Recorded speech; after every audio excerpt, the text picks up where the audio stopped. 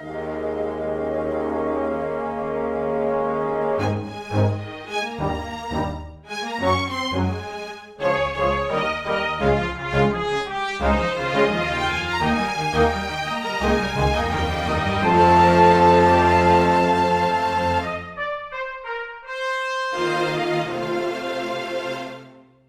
everyone. Welcome to Weekly Manga Recap here on May the 27th of 2020. And Manga Talk Cap of Re Weekly. That is the show name. I've just decided it. The acronym is much more difficult to remember, but that is what I have decreed. And it will remain as such until I forget what it was, which is literally right now. Okay. So. All right. Well, you know what? Hey, you got to have those different, like when you look at like a football team's logo history, there's usually there's 1 year where it changed to something radically different, and then it's very quickly went back to the old one. They're like, this is an awful idea. Yeah, exactly. It got us in the news, and then no one bought the merch. I assume the Los Angeles Rams logo is going to be this season, where they're like, man, I don't know why we made that one. I don't even remember any, like the most drastic thing change. I always remember when the bird logos change in the NFL. Yeah. And there was a period in the 2000s where they just all got meaner. Like the Falcons logo had angry eyebrows. The Seahawks logo had angry eyebrows. The Cardinals logo had angry eyebrows. And that's what they all have now. They got angry eyebrows. They have to be tough birds. Because what nice bird would play football? What all bird teams are there besides those? There's the Eagles. Is that it? Is there only 4 bird teams? I thought there were more. Hold on, wait. I think if I go to Reddit, bird Falcons, teams. Seahawks, Cardinals, Eagles. No, there's one more, it seems. But I'm trying to get Ravens. Ravens, right? Yeah. Well, the Ravens one already looked mean, so yeah. Well, theirs came into it mean, yeah. Yeah, so I don't know. I guess that's how you make a team modern. Is you just have it's like we need more lines. And we need darker colors, and we need more meanness. Yep. Yeah, that's what you do. And then there are teams that are just like, we're gonna just forget about this entire era, except when it becomes charming. I remember when the Buccaneers were like, sure, we'll play in our creamsicle jerseys a little bit again. Why not? And it's like, I don't know if you should have done that. I mean, a lot of them are fun for the one game. Every time the Steelers trot out the bumblebee stripe uniforms, you're like, all right. Literally anything the Steelers ever do in history just makes you go, those fucking assholes. Meanwhile, hate that team so much. Meanwhile, I feel like you would literally need to threaten John Mara's family to get them to do anything with the Giants uniforms. They've Giants fans have been begging, come on, put some more red into it, something. Although if we get the old school Giants logo on the helmet, I would in a heartbeat. Honestly, I understand, it looks sleeker and stuff like that, but I think that the big issue is that you couldn't just do a capital N, capital Y, because every New York team does that. So they were like, we'll do the lowercase. And it's yeah, but it looks so much less bold and powerful than the big old Giants. Yeah. Yeah, it is what it is. Anyway, I show 21 this week. Oh, man, I'd be so happy. It's weird because, the best chapters this week were very sad. So I guess we'll get into it. We have My Hero Academia to start things off. It's chapter number 272. Good morning! Oh, what a cheerful sounding chapter title. I'm sure nothing awful happened in this at all whatsoever. No, nothing at all. Last time, Shigaraki woke up and Deku seemingly sensed it. And we actually get a little bit more insight into how the fuck he did that at the beginning of this chapter, as we see the students who are in charge of evacuating, along with, all of the heroes who are looking after them and stuff, including Endeavor's sidekick, Burnin. And there's a couple of cute little things here and there. Like we see, Ida assuring some random writers, like, "I'll make sure that your manuscript isn't destroyed, sir," and Coda is making sure all the pets get out safely and stuff like that. So they're doing their jobs, and they're doing a good job of it. But all of a sudden, Deku has stopped because he has sensed he's coming, and he actually heard the voice of the first possessor of One for All. So I guess there is some connection between the quirks that allows him to sense this, basically. He is just stopped in the middle of the road, in shock as he has heard about this, and he kind of turns toward the mountains, towards the hospital where the battle is taking place, as the first holder tells him, "The blowback will soon be here.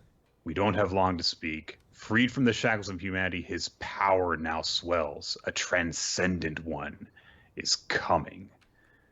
Cut over to Shigaraki, who last time kind of pelvic thrusted himself into awakeness. Right next to the most powerful new hero who will save the day wherever he is needed, Exless. I'm really excited for like a big Exless series after this. Like I want to see his adventures. I want to see like the detective agency he sets up. Because here's the thing, Exless has not just a cool power, but also one of the sharpest minds in the My Hero Academia cinematic universe. So I think the issue with the exactly, and the issue I have with the way Exless has been portrayed so far is they never really get across that he's the world's greatest detective, and he should be solving crimes more than he should just be beating up bad guys. So the cartoon series did a great job at that. And I think they really need to show that a bit more, that he's a mind more than a body. So as we have Exless sitting next to this newly awakened Shigaraki, looks over and presumably thinks to himself, "What's going on?" And Shigaraki just says, "I'm cold." Which I understand. When you get a little chilly, you're just like, fuck, man, why is it so cold? It's annoying. Well, he was suspended in a tank of water, so he's all wet. He's gonna catch a cold. Give him your cape, Exless. Come on. It's May, and it was. That's how you know it's not the real Exless. Yeah. The real Exless would have, dropped the pretense of being all dark and brooding and stuff, and been a hero once in a while. It was my favorite Exless in the animated series episode is the one with a clown girl, where at the end he gives her a dress and he's like, "Look, everybody has a bad day," because that shows that he's not. He wants to help these people. The ones that can be helped, he's there to help them, and he's not about going after criminals just because they're bad. He actually is trying to rehabilitate and help people, and that's a very important part of the Exless character. Yeah, it's just like how, one of the most iconic Crust moments isn't him punching a guy. It's when he flew up onto that building to where that girl was about to jump off, and he just comforted her and talked her down, and by just showing her that's like, there are people who care about you. That's the real Crust that we need in our lives, not just some guy who punches things and throws shields or however many powers he has. Yeah. And I think one of my favorite things, Bubble Girl, my favorite episode is where all the rest of the heroes are stopping this big disaster, and they stick her on crowd control duty, and she came from the future, so she feels slighted. She feels like she's not getting any of the right attention, but she decides she's going to stick with it, and she basically uncovers a much larger plot and saves everybody, but still doesn't get the respect from the larger world, but gains the respect of themselves. And that's the important part. Like, that's the lesson to learn. We should just do a spin-off DCAU parody. Fuck. Did I unplug my mic? Yeah, a little bit there. Where you get to? Okay. All right. Okay, so we cut over to elsewhere in the underground facility. President Mike is getting Ujiko out of the tunnels while Endeavor and Ryukyu and Gran Torino and the other heroes are handling the high-end Nomu. But suddenly they look back down the hallway, and there are cracks spreading through the ground and through the walls and across the ceiling, leaving dust in its wake as Shigaraki's power spreads all through the building. And President Mike kind of freezes up as Ujigo looks down at the spreading destruction in glee, and fortunately, Gran Torino leaps into action and jets over to them, grabs President Mike, and starts carrying them away as he has immediately realized what's going on. And he realizes that Shigaraki's decay is spreading even to things he hasn't touched. And so he shouts out to all of the heroes there, leave now and don't touch the cracks unless you want to wind up dead. And so they all start booking it as Deku looks off in the distance towards the hospital, and his classmates start to look over too as they presumably feel and hear the destruction spreading. And also there's a little shot of like birds flying up away from the hospital. And there are several pages in a row of just them trying to outrun the wave of destruction, the heroes there. And there's a brief moment where Aizawa is running on his feet, and Ryukyu, who is flying with like 12 heroes in her grip and on her back and on her wings, just shouts over to him, "Hey, get on." And Aizawa tries to reach out with his capture scarf to catch hold of her, but one of the high-end Nomu, as it's crumbling to dust just behind him, snags at his leg. But then a shield cuts his arm off, and Aizawa looks back, and the world's number 5. One of the world's greatest heroes, Crust, has just saved his life, Chris! He chopped off the Nomu's arm, even as his body was crumbling to dust. And in his last moments, he just gives Aizawa a big, confident thumbs up. I wish, like, this last moment had been, like, him doing the thumbs up. And he's like, I wish I'd gotten to tell you about my fun character quirks and backstory! Like, he just announces all at once. He's like, done this to my gay lover and 16 children! Like, send them the message! Like, oh, wow, you're so interesting. I think that the preceding sequence is really cool. Everyone just running away, and you know, those who aren't fast enough being carried by those who are fast enough. I think it's all really cool, but I do kind of wish that instead we had gotten just this shot of Crust waking up in a white void, sitting up, looking around, seeing that he's passed on, and he's worried because, you know, he was a hero and there were so many things that he could still have done as a hero. But then a hand falls on his shoulder and he looks up, and Sasakibe is there. And Sasakibe just smiles down at him, pulls him to his feet, and they walk off together into the halls of those who are honored for doing nothing.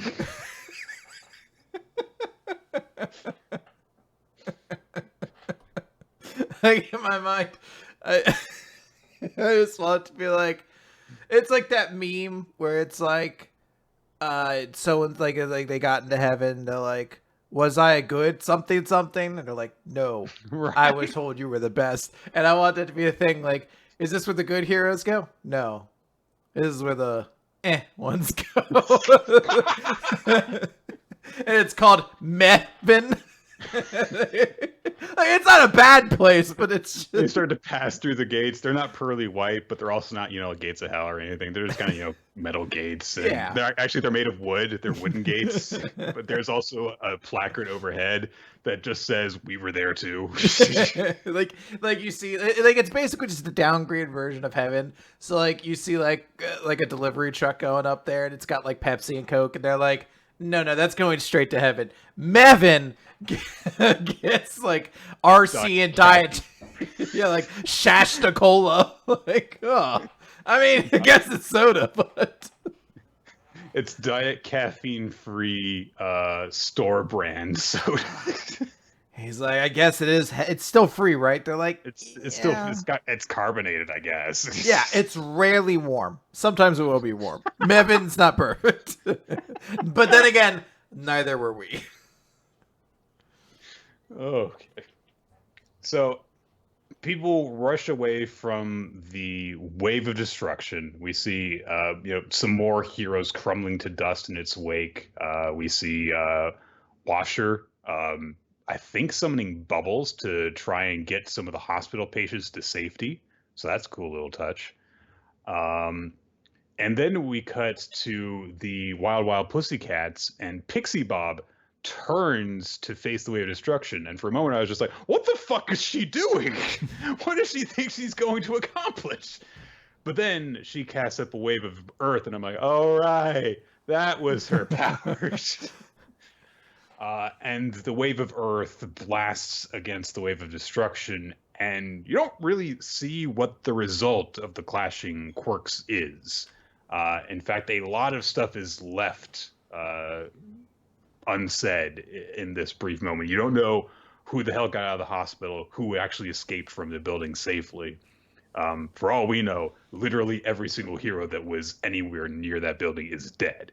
But presumably we will find out in following chapters. Yeah. There is, for example, a moment where Burn-In tries to get in touch with Endeavor, and there's no response. But I highly doubt that every single one of those characters is just dead. But there's probably going to be some heavy casualties as a result of this. Meanwhile, as the last bit of the wave of destruction is fading away, I guess, it might still be going for all we know. Ujiko says, all your work in progress was building toward this today, but now we witness a miracle, or something even greater, plus ultra. Shigaraki has awakened, and all that you heroes have built, he will undo upon waking. Victory is ours! Also, Ujiko is saying this, so presumably he and President Mike and everyone that were Gran Torino were alive. So, yeah, I'd assume the major characters survived. Right.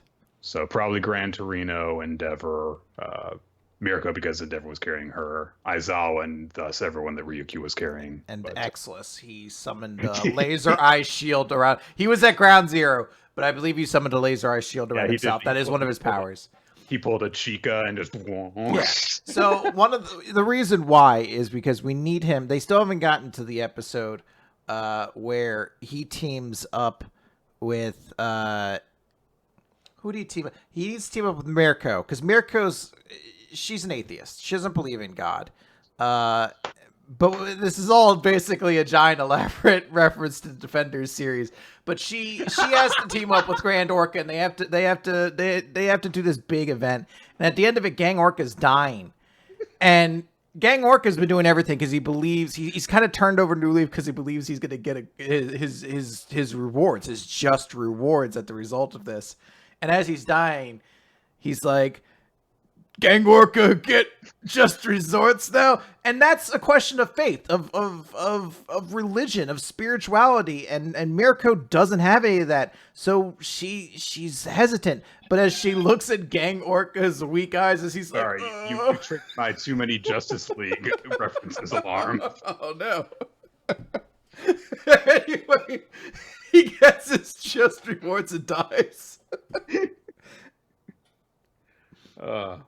Well, there's a brief little moment at the end of the chapter where Deku blasts an airwave with his full cowling to try and counteract the wave, but Bakugo seems to think that it's still coming towards them. So presumably, literally everyone who is in this town is going to have to fucking book it, or else they're going to crumble to dust. So, yeah.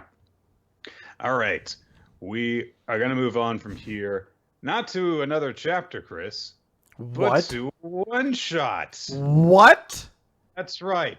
Just when you got used to there not being any more Shokugeki no Soma chapters to disappoint you. Is there a sixth epilogue chapter to talk about? Yeah, this one talks about how Takumi and his brother didn't actually like each other the whole time. I forget, someone showed me something from the anime where you got to see like the blue placement testing results or something like that. So you basically got to see like the characters from the academy that tried to get in Totsuki, you tried to get into the blue, and obviously we know the characters actually did. Right, Takumi, Megumi, and Soma, and that was it. Yeah, but apparently I guess the fourth Aldini brother was the like runner up to that. Like he got the higher rank over everyone else. You're like, what? What like a weird move. Several other members who were actually in the Council of 10, but whatever. All right. So the team behind Shokugeki no Soma, Sakura Yuto and Shunseki, are done this one shot called Yugen's All Girls Homeroom, which is the most blatant pilot that I think that I've ever seen. The premise of it is pretty straightforward. People get possessed by spirits, and it makes them creepy and weird, and they act all depressed before it manifests into a hideous monster. And so our hero Yugen is a spirit medium slash feng shui expert slash many other mumbo jumbo kind of professions, and he is brought into this school to investigate the case of this one girl who attends the school. It's this very prestigious all girls school, and she has stopped attending class recently. So Yugen goes to investigate this. He's also accompanied by a young teacher at the school named Mishiro Sato. And she's just like, this guy is clearly a pervert. He keeps on hitting on like literally every woman that he meets. And I don't know if it's a good idea for him to be at this very prestigious all-girls school with, young, impressionable ladies around him. And he's undeterred by this. They go and visit the girl. She's depressed. There's like this weird aura surrounding her. And Yugen does reveal that he, knows his stuff. He stops the Sato from touching the girl because the aura surrounding her is at this point like actually harmful and deadly. Yugen basically just tells her parents, yeah, just give her space because it's important not to put pressure on a young person when they're in this kind of situation. So they take their leave, and Michiro is like, what are we doing? And he's like, look, Midori saw with a girl, she's going through some sort of trouble, so you gotta show me where else she spent her time, because I gotta, figure out more about what's going on here. And Sato, has like her diary and stuff, so they can look more into it. They end up going back to the school eventually, and Sato overhears some of the other teachers saying like, oh, we'll just, put her on like an extended leave of absence because, we've got to think of the reputation of the school. We can't have her, screwing us up. We can't have it seem like, it's because of the school that she ended up this way. And it really shakes her because she had really wanted to work at the school. She thought it was very prestigious and it was really good for the students who attended it. And now she's thinking like, oh, this is like the true face of this academy. This is what the staff is really like. They don't actually care about the well-being of the students. They just care about their reputation and making money and all that. But Yugen is like, don't be so hard on them. There's like an evil spirit at work here, and they are clearly unprepared for that. So don't worry about that. And also he says like, look, I mean, I know that it meant a lot to you to work here. So, just because you are worried about this dude, don't speak ill of the place that you belong, basically. It's kind of a thing that I have mixed feelings about, because on the one hand, I see where he's coming from. Like, hey, everyone's going through a stressful time. Go easy on them. Go easy on yourself. But at the same time, he's really like removing any culpability from an organization that, would be largely responsible for what has happened to this girl, because they allowed her to get into this state where she was so depressed the spirit could influence her, whatever. So he drives off somewhere, and Sato sticks around, and she happens to come across Midorisawa's shoe locker, and there's a crumbled up page from her diary in it, and it's a very depressing message. Oh, I don't like dealing with people, it sucks. And more text appears on it where it reads, I'm sick of this, why is it always me, I want to quit. And then it just reads at the end, you saw. And at that moment, Sato gets a call from Midorisawa's parents saying, oh, you've got to help. We heard a strange noise and she's vanished. What should we call the police? But Sato looks over and there's a creepy monster thing in the shadows. And it's very, very weird looking. It's got the kind of like classic Japanese evil spirit girl thing with the long, scraggly hair and stuff. But like coming out of its back, there's like this almost flower.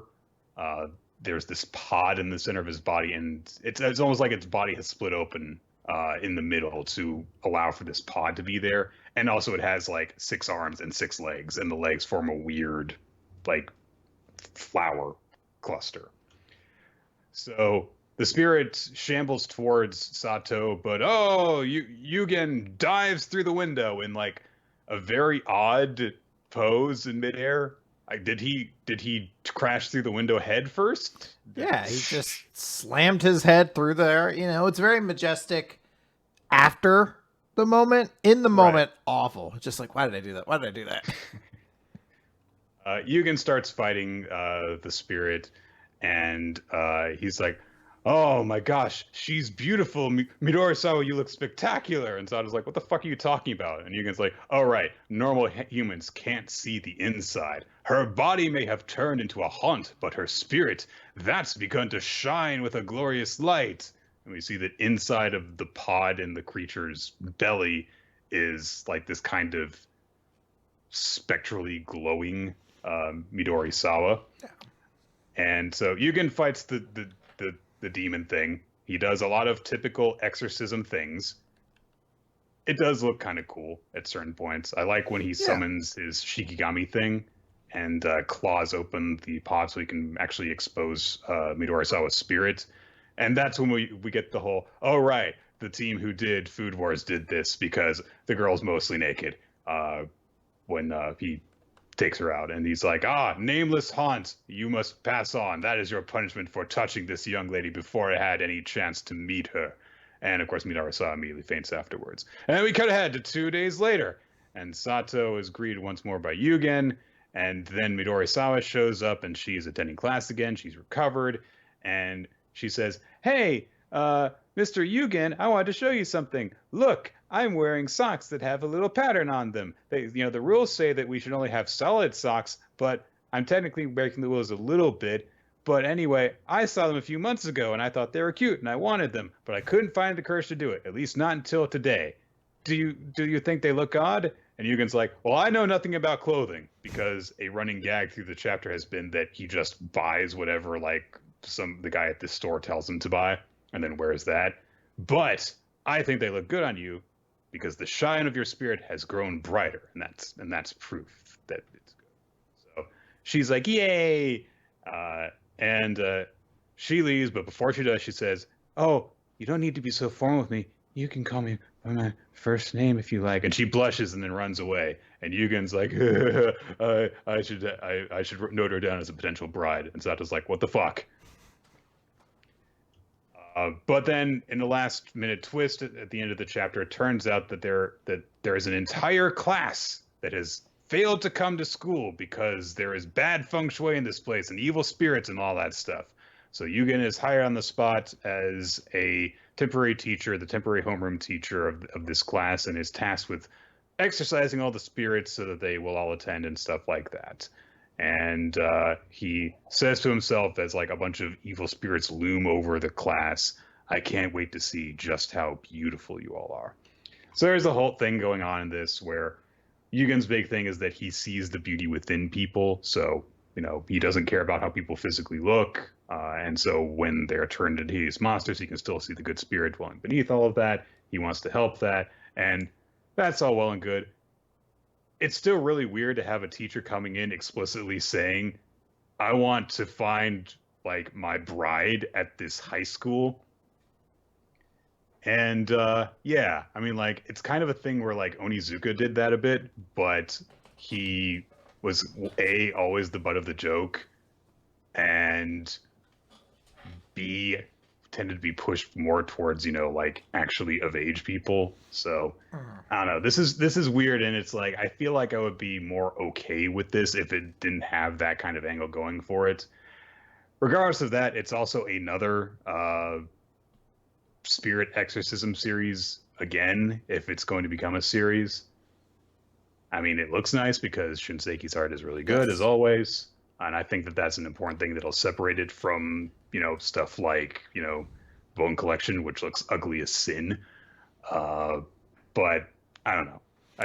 That's about all. There's a level where it's okay, the Cheesecake and Food Wars was a bit more acceptable because it was usually it was usually almost to the point of parody how Yeah. shameless it was. There was kind of a laugh that came along with it at points. And I think this doesn't have that. It's just like, no, girls are naked inside the monster they become. Like, all right. And then yeah, it's these are adults then watch it, which kind of adds a level. The very twist at the end where it's like, oh, you've got to rescue the entire classroom. I did enjoy that plot when I first enjoyed it in Jumpstart Adventures Fourth Grade Haunted Island. I thought it was really effective there, where you had to save all the classroom kids from being monsters. That was great. I don't know if I'm ready to enjoy it again, but if this is just a one shot, this isn't like a hey, this is a new series in Jump. There's no chapter 2, but it could come out as something down the line. So I guess I'll have to wait and see. Maybe down the line, maybe there'll be some feedback that'll change some things in it and make it more acceptable. Because as you mentioned, the artist is incredible, and I'm not abjectly against the premise. It's just you get tired of exorcism series in Jump after a while, so I think that I mean, like, even purely on the grounds of like, oh, hey, the guys who do Food Wars are going to do an exorcism series, and it's like, oh, so then there'll be like an exorcism, and afterwards, like, the girl will feel so good about being free that she'll have like an orgasm, or all her clothes fly off, and there'll be some really weird way of doing the fan service. Yeah, sure, whatever. But then adding the angle of like the age difference thing and the fact that it's not just that he's doing the exorcism, he flat out is doing this, and he's like, oh yeah, one of these girls could potentially be my bride. yeah. And he is exploiting his stance as a teacher to do that.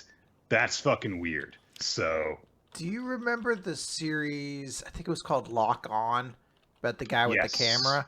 Yes. That had a very similar kind of thing where it started as a one shot, then eventually was remade into a full series of Jump. I mean, it got canceled after like 18 chapters or something like that. Yeah. But that's something where I think that's kind of where in my mind I'm thinking a little bit this is going to go, where I feel like inevitably we're going to see this as a like a jump start or whatever you want to call it. But I think this was an opportunity to change it, because some stuff did change from Lock-On's initial one shot to the actual premise of the series itself. So I feel like that's what we're going to get. And my optimism is saying maybe some of the stuff I really didn't like about this will change. Maybe you make the kid like a student at another school who's like, I'm going to be the one male student at this all female school, or whatever. So, or even like he'll be teaching like explicitly college girls, even. Or you just very. Don't get me wrong. A teacher exploiting his stance as a teacher in order to pick up dates with students is still morally wrong. But if they're of age, then it's less creepy. Yeah, there's a lot of things they could change that could make it better. But I'm gonna be cautiously optimistic and wait to see what it looks like when we see it in a proper jumpstart form. I'm sure that we'll probably see it. I get the impression that this is probably going to be the thing that Sakuda and Seiki try to pitch to Jump as an actual series. Yeah. And I mean, because the artwork alone, I think, is enough to grab people's attention and make them go, oh, sure, I'd like to see more. So, all right. Moving to Acted, Chapter 113, Ultimate Actor's Dream. Speaking of weird age difference romantic plot, so I want to get this straight right off the bat. This is not about Kei. So does she or does she not have a crush on Kuriyama? But it's still weird. So this is primarily about Kei wondering more about what Kuriyama is actually like, and being in denial of the fact that she kind of likes him in a way that actors and directors with a close relationship like each other. But that is kind of equated in several instances in this chapter to people being in love romantically. When that is specifically brought up, Kei looks at the people who bring it up and is like, what the fuck are you talking about? That's gross. But it's still weird that they're like, well, yeah, but they love each other.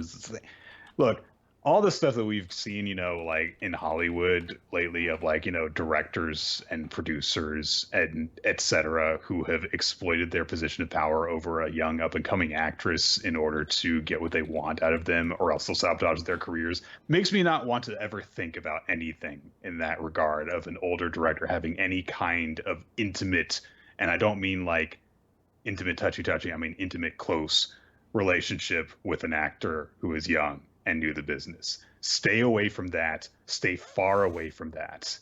Don't even make fun of the idea. Just don't talk about it at all, please.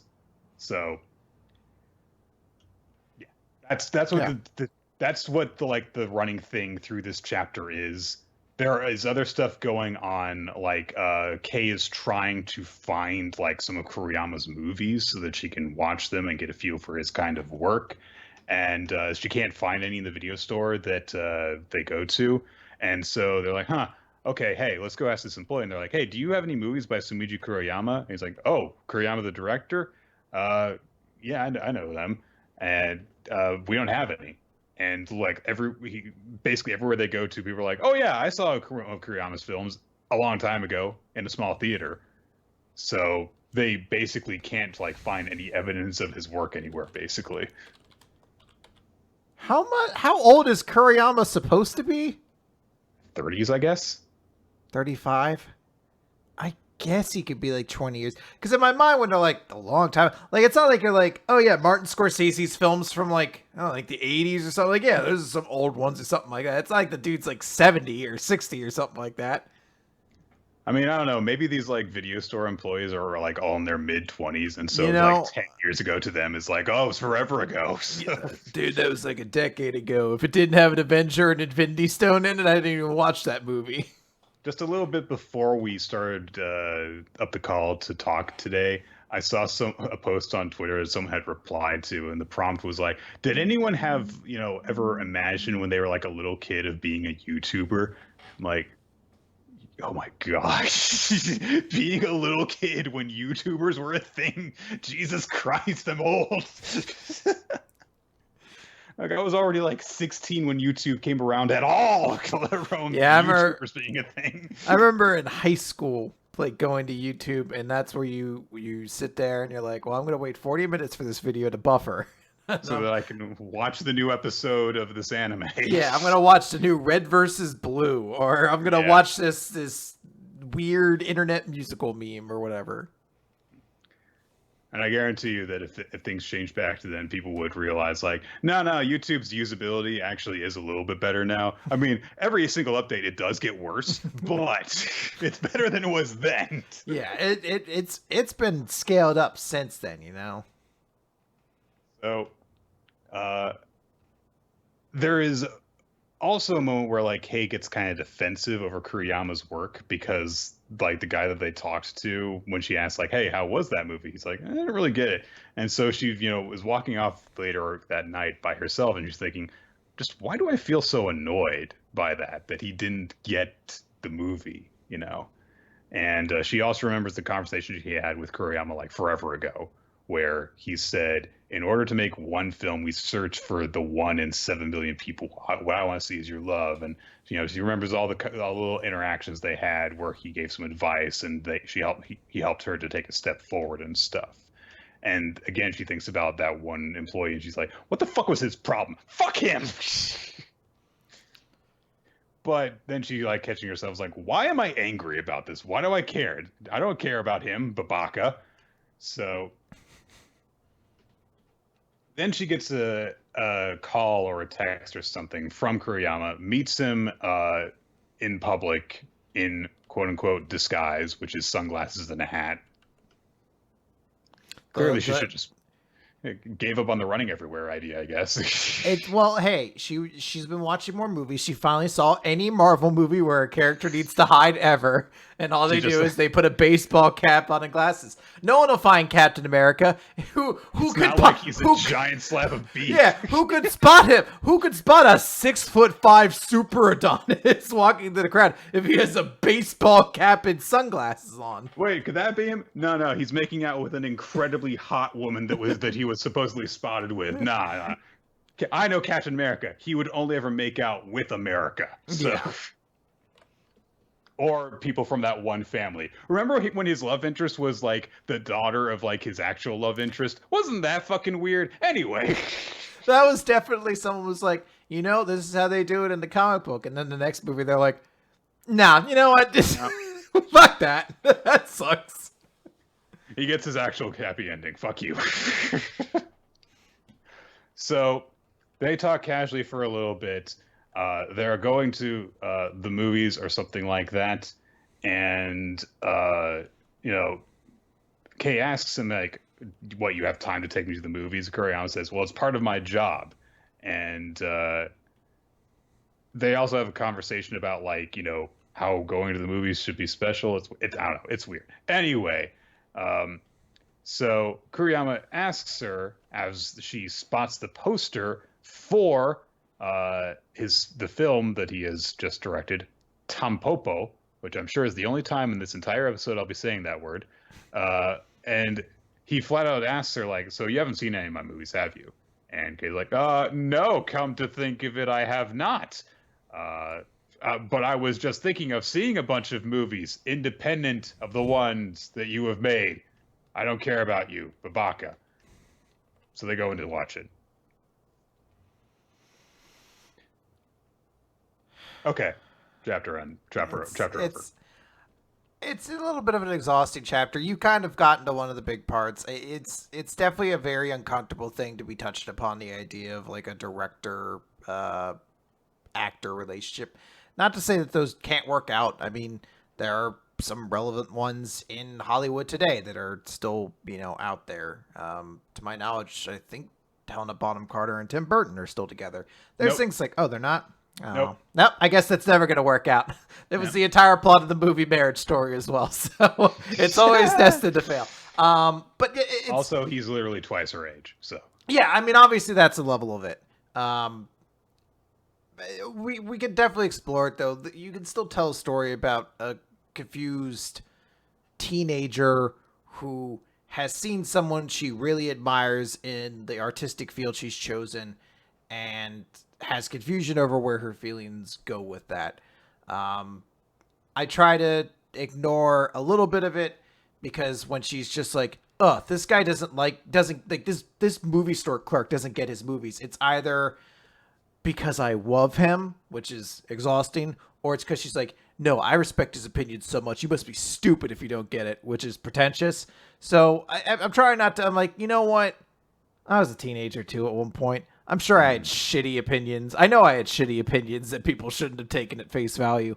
So it's one of those things where I'm like, all right, I'll digest that. But yeah, I'm not super excited about this direction at all because the chances it doesn't go into bad territory feel pretty minor, like a very low ceiling, high floor kind of situation. I do think that there are little bits of here and there that indicate it could go in a way that isn't bad. For example, the fact that she's getting frustrated with herself for feeling this way, and she's like, why do I care so much? And also there's the fact that she's never seen any of this guy's movies. Yeah. So she has no idea if his movies are good or not. And I think that there is a level of that she may realize that on. But as we get a bit more into this little story, then hopefully things will turn out to be not as bad as they might very well be. And I don't, again, like I said at the start of this, I don't think that there's any like particular direction that's going to go in right now.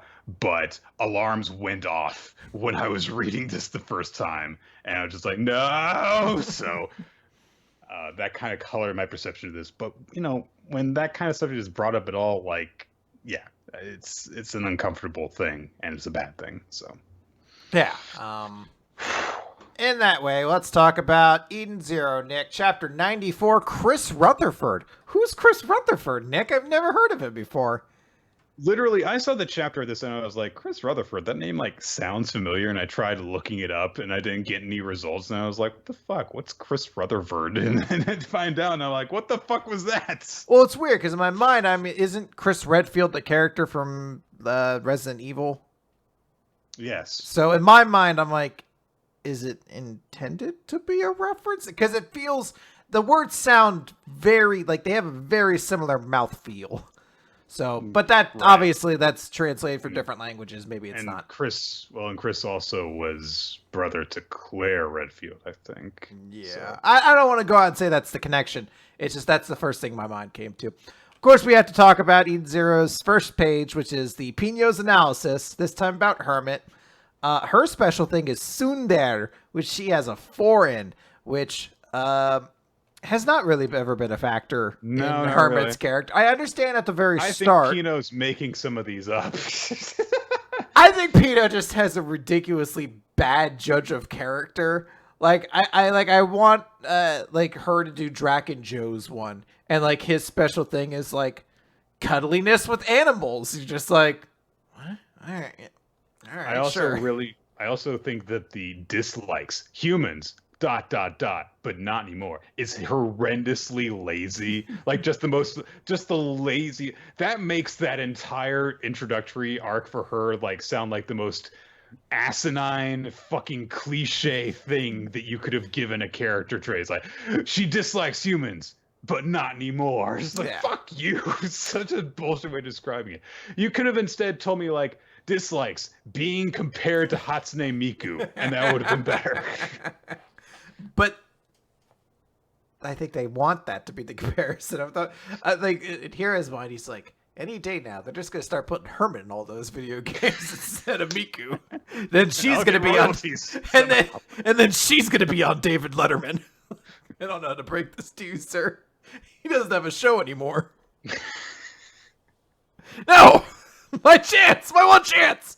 He just lives in 2010. So that's the name Miku, the internet's all about her right now.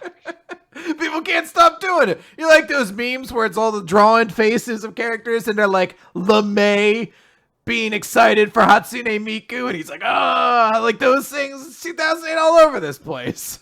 Playing the impossible game. I got to like level 43. Rickrolling each other. Well, that's actually still a thing that goes on occasionally. Oh boy. So this chapter is here. It starts off with this whole confrontation was about to happen between Jin and the other characters. Basically, everyone who wasn't Homura and Shiki is basically encountering him. And Weiss is like, oh, well, I just had to beat you into a listening mood then, if you wills. And Amira steps in front. And I can't tell if this is like a meta character trait or the more likely option. Hiro is so infatuated with how hot and sexy this character's body must look in this cat suit because every shot is framed in just the weirdest way to zoom in on either her butt or her boobs in like increasingly egregious fashion. So she's like, no, you hold on. I'm going to tell you guys everything that's going on because I'm a super spy and I've learned everything. So she's like, he's like, do you even know what you're guarding? Jin's like, no, I don't. I'm just a mercenary. What my employee does is none of my concern. She's like, oh, I wouldn't know about that. Besides, Jin's not your real name. Your real name is Chris Rutherford, brother to Clean of the Element 4. I'm like, all right. So his real name's Chris Rutherford. I guess we call him Chris now. I don't know how I'm going to remember that though. I'll figure out a memory cue or something. So he's like, how did you find that out? She's like, I find everything out because I'm a super genius. And she basically explains what the machine does. It sucks energy from people. There's like a very long-winded way of explaining. Sabir didn't build it. Draken has had it built. It's been existing since long before any of these characters were even around. And it sucks life force out of people. And there's one shot on page, I think 7, where she says, buy this machine and the energy being used to keep Draken alive. And sometimes when you look at a panel, you have to think to yourself, you're like, oh, I'm like the camera. It's like maybe in this panel, like, oh, I'm up here in the little top of the little corner at the top of the building so I can look over and see everything. And then sometimes it's like, oh, I'm right over someone's shoulder so I can see right in front of me. This one, it's like, oh, I'm going to be right here underneath her buttocks so I can zoom the entire world from like the landing strip that is her butt crack. Just like, what is this? At this point, just draw a panel with her butt and sound and word bubbles around it. Like, you might as well just do that. Like as the conversation goes on, she just starts striking like glamour poses and like Playboy poses and stuff like that. She like pulls out a chair and like lounges backwards over it, and you see Drakenjo's evil scheme is she's just like her legs constantly splaying upwards and downwards. So she also explains, hey, no one's immune to this. The element 4 having their life force drained too, including cleans. So this is enough to get Chris really upset. I instantly believe you. And then Wise says, wait, so what happens to somebody whose life force has been drained over a long period of time? And she's like, it's shorter lifespan. I've heard the unlucky ones die, which is a weird way to phrase that. But there are a lot of weirdly worded ththings in this chapter. Don't worry about it. Yeah. But Weiss gets very angry, and suddenly he runs off. And they're like, we'll go handle it. We'll go after him. I don't know why Moscow shouts Moscow Mule. Like, he's trying to branch out, Chris. I guess he's an alcoholic now. He's referencing drinks. Like, I don't want it. Like, he got put down for only ever saying Moscow, so now he's saying Moscow and other things. Yeah, he uses everything. He'll just reference anything that has Moscow in it. So like, Moscow Mule, the drink. Moscow, wie steht die Reiterin? You know what? I think that's it. He'll just make a bunch of references to Tetris, and I guess that's it. Those are the two things that I, as an American, know about Moscow. So, you should know more. I feel like I should, but nothing's coming to me. I made a jump start 4th grade Haunted Island reference earlier this episode. But, yeah, it's my mind stopped.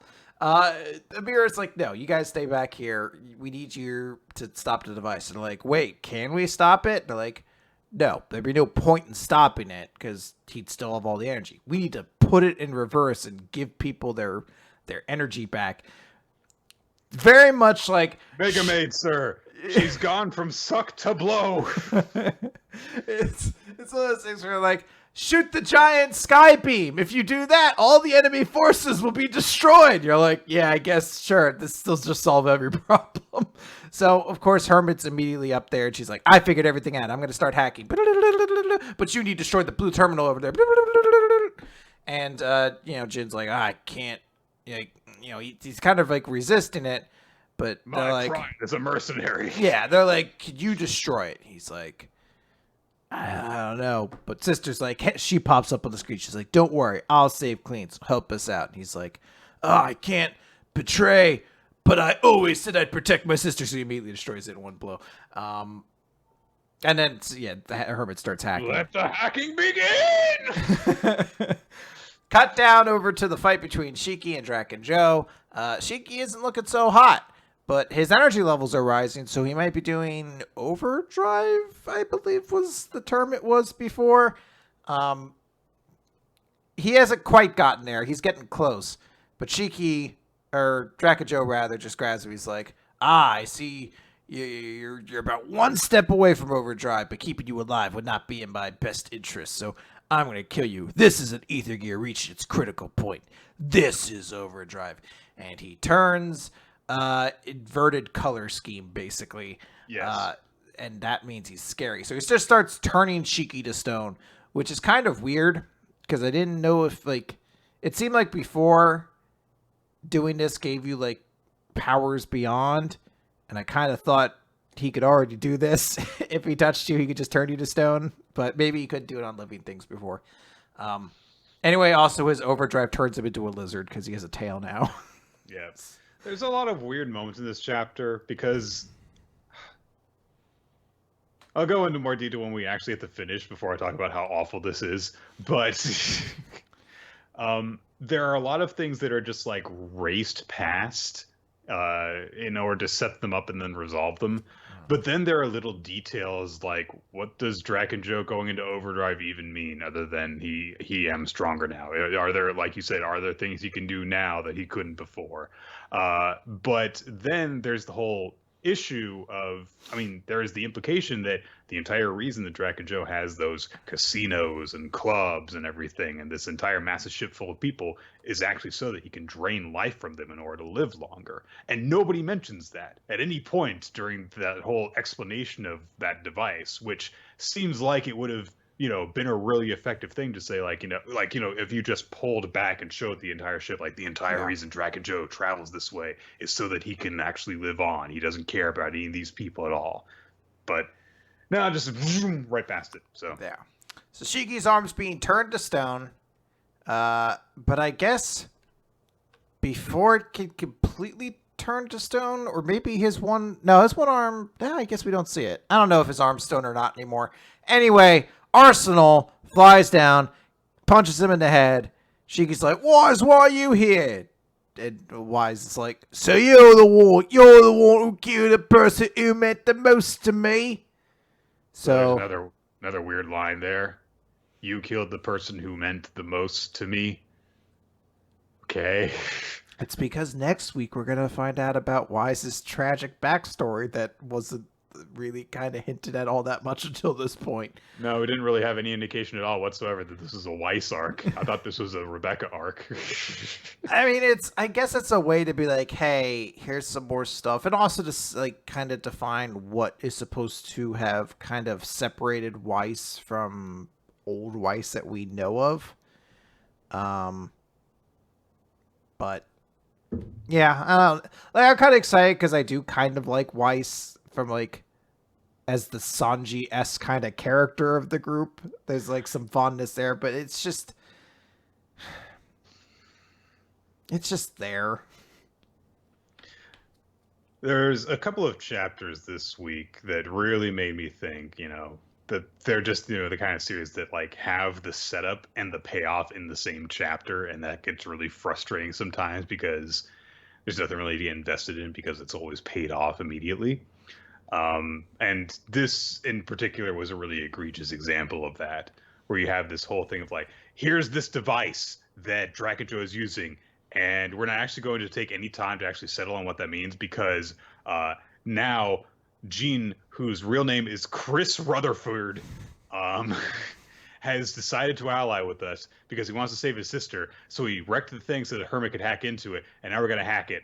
And I guess that this is how Sheik is actually going to be Draken Joe instead of actually doing anything to take a step forward on his own. Maybe, yeah. So it just goes by so quickly, and there's no time to appreciate anything that is actually established in it before. It's like, it's gone now. We're done. So, yeah. All right. Well, Chris, this next chapter on the list, it seems that you have boned both of us.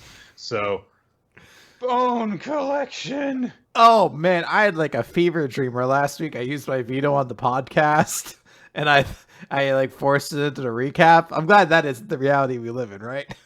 Chapter 4. Chris, I want to execute you. Truth be told, this actually wasn't like a bad chapter. It just was there. It was a chapter that happened involving characters that I hate, but that did not really do anything to make me hate them more, because this was just kind of like a setup for things to happen in the next chapter. Kazami's on a mission. He's with Reno, and Pyra doesn't trust him to go anywhere because she, like Reno, is a jealous, clingy asshole. And so even though Kazami tried to ditch her by getting her a bunch of food, she still is tailing him. She just brought the food with her. I mean, yeah. Makes sense. I mean, it's a pretty logical way to go about it. Yeah. So every time that Pyra sees Reno and Kazami getting close to each other, like holding hands and stuff like that, she gets really jealous, but she doesn't stop eating.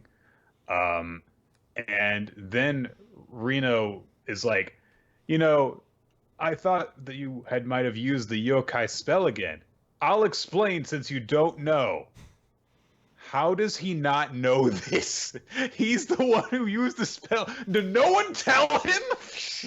Hey, you may not know what you're doing in any way, shape, or form. So let me explain it to you, essentially.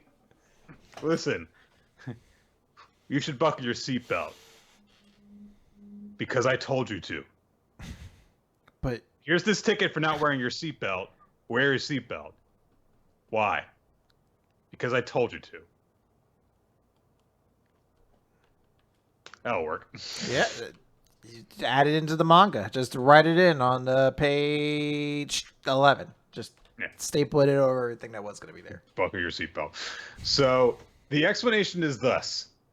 There are 25 yokai that are ranked S or above. They are known as yokai rulers. It's said that they were created out of the yokai spell. And then Reno starts like bragging about how smart she is that she knows this in the middle of explaining it, because no character in this series is allowed to be honorable or likable or in any way whatsoever. But then she goes on to explain there are many theories. One is that 1,000 years ago, an exorcist used the yokai spell for the first time, which beckoned yokai from all over into the human world. The exorcist loosened the gate between the yokai and human worlds, and that's why yokai appear in our world today. That's why they established the Exorcist Federation, and the 4 top members are called the 4 Exorcist Kings. They lead us in our battle to protect humans. Anyone who uses the yokai spell brings misfortune upon themselves. So why are you trying to use it, Kazami? And Kazami, why did you become an exorcist? And Kazami thinks about his little Kappa friend who died, because, he wanted to make friends with him and stuff. And Reno says that, oh, it's just because you want to meet girls, right? Something lame like that. And then she's like immediately gotten herself pissed off at him, so now she's no longer worried about him, so she starts stalking off angrily. Pyra's like, that woman's jerking Kazami around. I should do something about this. But she's too busy eating food to do anything. But then Kazami points out to Reno, hey, I thought we were just going on a mission together, but it says that there should be this Abe guy with us. But at that moment, an Oni attacks. And fortunately, in an off-panel scene, Kazami was given like a talisman thing that could summon a shield bubble, so he tackles Reno away from the Oni and protects them. And then a whole bunch of other Oni arrive, and they're like, we need to run, because the shield bubble pops, and so they run away. Pyra is still upset because Reno and Kazami are being all physically close, but at that moment she's snatched up off of her hiding spot by Akifuyu Abe, the Exorcist King guy that they were just talking about. And he's some weird-looking asshole with glasses and a goatee. And he says, it's been a while, Pyra. And Pyra seems to recognize him, ? They're running. But they've stopped because they don't see any Oni chasing them anymore. Reno says, I'm fine, but Kazami, your leg. And I'm like, was there a moment in the chapter where Kazami's leg got injured? Or that we were given any indication that Kazami's leg was injured? Chris, I went back and I checked 3 times. There is literally no indication prior to this, or any indication until pages later, that Kazami's leg has been injured. So I guess Reno observing that Kazami's leg was injured caused it to manifest as reality. I guess it could just be that, like, the ground explodes up. That's when she hurts her leg, when, like, she basically lands. Oh, no, she hurts her leg then. But she says, who orders us here? I'm fine, but Kazami, your leg. And then the next time you get a look at Kazami's leg, it as well is bleeding. Huh. But it wasn't bleeding before this. Yeah, I don't quite get that. It's like Schrodinger's cat. You talking about the leg causes it to collapse and become either injured or uninjured. So, I would like to note this is the 3rd time the super cool exorcist prodigy has been revealed to be completely worthless and ineffective at being any kind of legitimate talent. She's doing literally the exact same thing that Kazami is when she is supposedly leagues above his level. Yes. Yeah. She's constantly getting sidelined. So Reno is in danger because her role is to be a damsel in distress, and Kazami thinks about what she just asked him. Why'd you become an exorcist? At that moment, Pyra comes rolling, quote unquote, comically through the air and lands in front of them. And Kazami's like, I need your powers, Pyra. And Pyra's like, if you use my powers, you're going to be killed. And Kazami's like, that doesn't matter. Nothing matters if I can't protect a girl. I don't care what people tell me. I'm going to use the yokai spell to protect someone. That's why I'm an exorcist. And he draws a spear from her body. And at that moment, Abe is observing from the shadows. And he's like, I saw you use the yokai spell. Execution it is. So I wonder if they'll reveal he's also wearing a girl's swimsuit underneath. Yeah. And thus, that will be the thing that keeps him from Yes. telling the secret to everybody. What embarrassing secret will they foist upon him to get themselves out of this situation, I suppose? I don't know. He's his underneath his goatee, his chin looks like Like a butt, like a really big butt. yeah, but not like the way that like a cleft chin looks like a butt, but like the butt is like perpendicular to how it should be. So like he's got like a really weirdly misshapen skull that he's really embarrassed about for some He reason. has to hide that. Yeah, through underneath the goatee. So, like I said, this chapter just kind of happened. It was not worse than the stuff that we got recently. In fact, it was probably the best chapter since chapter 1, because, oh yeah, I remember that Kazami as the protagonist should be at least somewhat likable, and he actually demonstrated that quality that he did in the first chapter of like, this is why you should actually care about me and what I'm trying to do. But still, Rito's like a really awful person, and Pyro is showing herself to be a really awful person in this chapter too. So, Yep. all right. Mashle, magic and muscles. Chapter 16, Mash Van Dead and the Bone Unicorn. Fuck. Why is that not a band, like an album title or a band name? Bone Unicorn. Fuck. Nick, do you want to start a band if we could be called Mash Van Dead and the Bone Unicorns? Sure. Neither of us will be Mash. We'll both be the Bone Unicorns. In fact, there's Yeah, never a Mash. Mash would just like not care enough to like be lead of anything. He'd just like be there and like be eating cream puffs. So we're just gonna have a cardboard cutout of Mash at every performance we do. So he's there with us. And that's that. We're basically just gonna steal songs from 2000s WWE rock bands. Sure. I'm just gonna take everything from Theory of a Dead Man and Rep Theory and yeah. We'll steal everything from 2006, which meant that it was topping the charts in 2003 or 4. So. Yeah. So we get a little bit of a recap of the fact that Easton Magic Academy has the multiple dorms, and of course, Lang Dorm has been attacking Adler Dorm, which Mash and basically all of the good guys belong to. Also in there is Ravenclaw, which means Orca Dorm. So, and they are in active competition. So in the present, Lance, we actually get confirmation that the person who said okay then at the end of the last chapter was Lance. So Mash pulls out his coins and they turn into a gold coin because like, oh, all right, I got a piece from Barbell Brows and 2 from the Big Scorpion, so now I've got 5 coins and now I've got a gold coin. It's very shiny. Yeah, it immediately starts glowing immensely. He's like, huh. All right. I like it. Mash is pretty unimpressed with things unless they're cream Literally puffs. everything. He shows it off to Barrett, and Barrett gets blinded by this. And then Mash is like, I didn't know we had separate dorms. Mash is like, of course we have separate dorms. I'm waiting for like 2 weeks from now, and he's like, oh, right, we're in a magic school. How do you not know this? Finn says, you know that after you entered the school, we got sorted, right? And Mash is like, huh, now that you mention it. And you know what? Because we go through this whole flashback, and then at the end of it, Mash is like, oh yeah, that happened.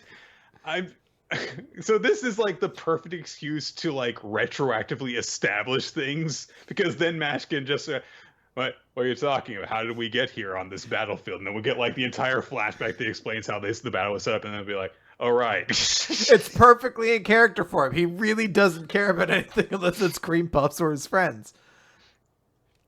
So we get the Sorting Hat ceremony.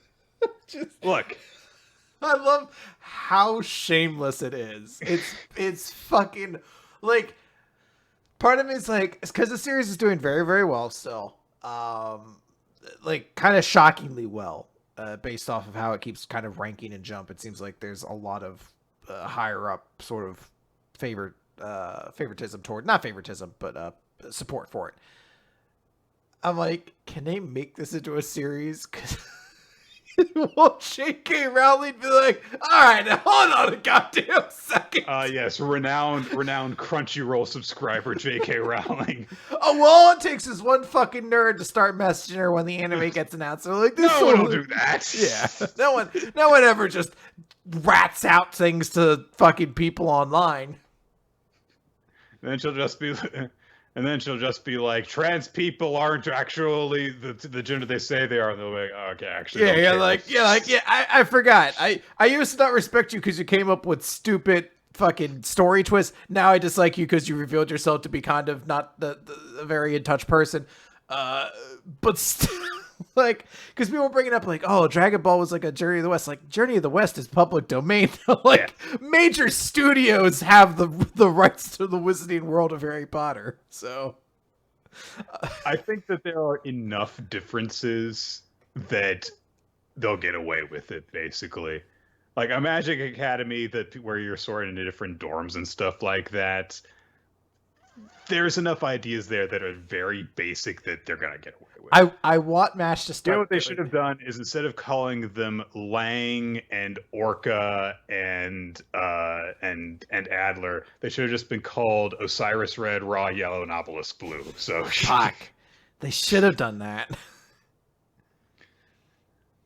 So we see that the Sorting Hat is instead a skeletal unicorn with a handle on the tip of its horn, and basically it leans its head down, and the student grabs the handle on its horn, and then it senses it basically reads their personality in their mind, and from that determines what dorm they're best suited for. So we go through, a little bit of a brief montage of like, oh, you're going to Adler dorm, you're going to Orca dorm, and then it gets to Mash Van Dead, and he takes the horn, and the unicorn sees Mash inside of a mountain of cream puffs. I audibly laughed out loud when I first heard this, because he's so goddamn content with it. Like, it's so fucking stupid. Like, I love the unicorn's like, huh, what was that about? I was trying to get into the same shit. And Matt's just like, I'm in heaven. I don't know. It's such a dumb joke, but the way it's delivered is so fucking funny. And like Mash accidentally grips the horn a little bit too tight, and it starts to crack under his hand. He's like, "Oh, sorry." And so the unicorn's like, "There's got to be something else in there." And then he sees that Mash is literally drooling, and he's like, "Okay, come on, I can't just give up. I have sorted students for hundreds of years. Never once have I been stumped for an answer. Let's try this again." He just sees Mash in the cream puff mountain again. So he's like, some cream puffs have softly toasted an outer shell, and the inside is filled with cream. Some, like the Choux au Croquelin, have a hard baked shell and a gooey center. In that way, cream puffs represent someone who is strong yet remains kind at the inside. Therefore, pastry lovers go to Adler. It's funny, and yet also, I am incredibly impressed by the dedication. Yeah, then he's like, I need to word associate him into a dorm.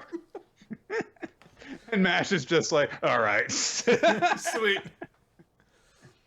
And so all of, everyone who was at the ceremony is just like, what the fuck was that? And then so Lance's like, anyway, listen, Lang's elite, the Magia Lupus, there's 7 super talented students, and that guy with the piercing is one of their lackeys. So they've been grabbing up coins to sway the next divine visionary. That's why you're a target. So here's what you should do. Keep your distance from them and stick with a doormate if you can. And Mash is like, okay, I will. Cut to immediately the next day. Whoops, I got lost. That's the instantaneous. Whoops, I got lost. So Mash is wandering down the corridors, and he's like, I think this is where my class is. Huh. Is this a push door or a pull door? I always get this wrong. So, we cut to inside Lang dorm. I forgot the big fucking joke at the end. So, the guy who was the bolts and brows guy is begging for his life, essentially, before the Magia Lupus. But one of them, I think the guy that we saw previously, who has all of the many lines on his face, he's begging for a chance, and he's like, no. Giving him a chance makes it sound like I expected something out of him. Only the chosen should influence this world. The best education, the greatest gifts, the purest bloodline. We're collecting coins to create a world free of impurities, for we are Slytherin Langdorm.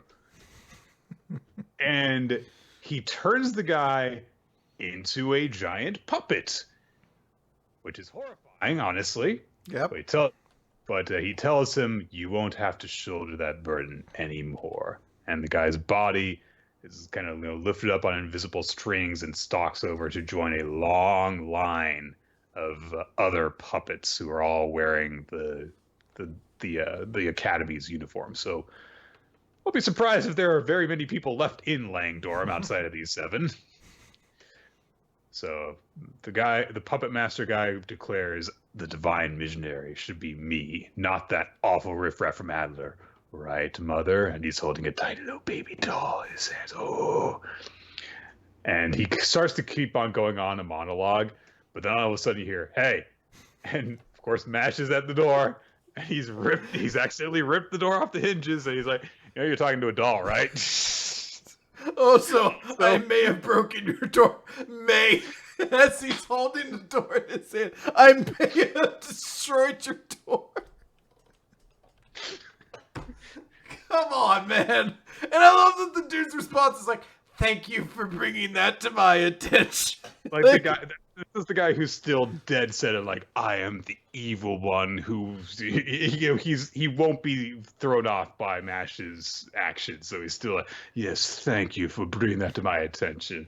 This is going to be like the equivalent of like Phoenix Wright villains, where you have to wear them down the same. They're all arrogant and awful at first, but then eventually as you expose their lies, they get more and more flustered until eventually they completely freak out.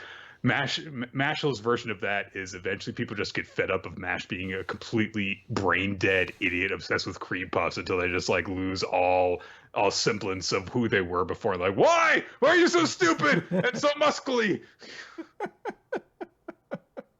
I don't know why I laughed so hard with the sorting hat picture. Sorry, the bone unicorn picture.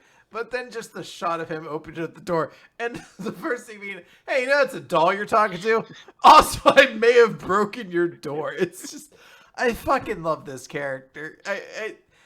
Mashle is becoming like the series I'm most looking forward to every week. Because it's just like, I can't guarantee you're always going to get like a great chapter out of something like One Piece or Dr. Stone or like Chainsaw Man. Like, they're usually very good, but I can't guarantee it. But I feel like it's almost a certain I'm going to laugh out loud at least once in a Mashle chapter. Yeah. And I appreciate that so much. Mm-hmm. Oh. Okay. All right, I'll be back. Go ahead, man. So it's Mission Yozakura Family, Mission 36, Tampopo. Yes, because Tampopo got mentioned in 2 different chapters in Shonen Jump in the same week. So that's weird. Chris left at the perfect time because Kyoichiro is at the start of this chapter. Boo. And we get the establishment of Nanao Metal, which is an alloy that was developed by Nanao, 10 times as heavy and hard as iron. And for whatever reason, Kyoichiro has Taiyo tied up and on his knees, and he is placing heavy weights on his knees to torture him while he talks to him in order to brief him and stuff like that. I don't like he's punishing him for nothing. He's done nothing wrong, but he's like, we're talking, so I'm going to torture you. What an asshole. So, uh, having learned about this Tampopo organization, Kyoichiro says, like, this is one of the organizations that's targeting Mutsumi, and I've been able to fight them off a number of times, but I don't know much about them. I only know two things. One, that each member has a dandelion fluff tattoo, and two, they killed the previous head, Mutsumi's mother.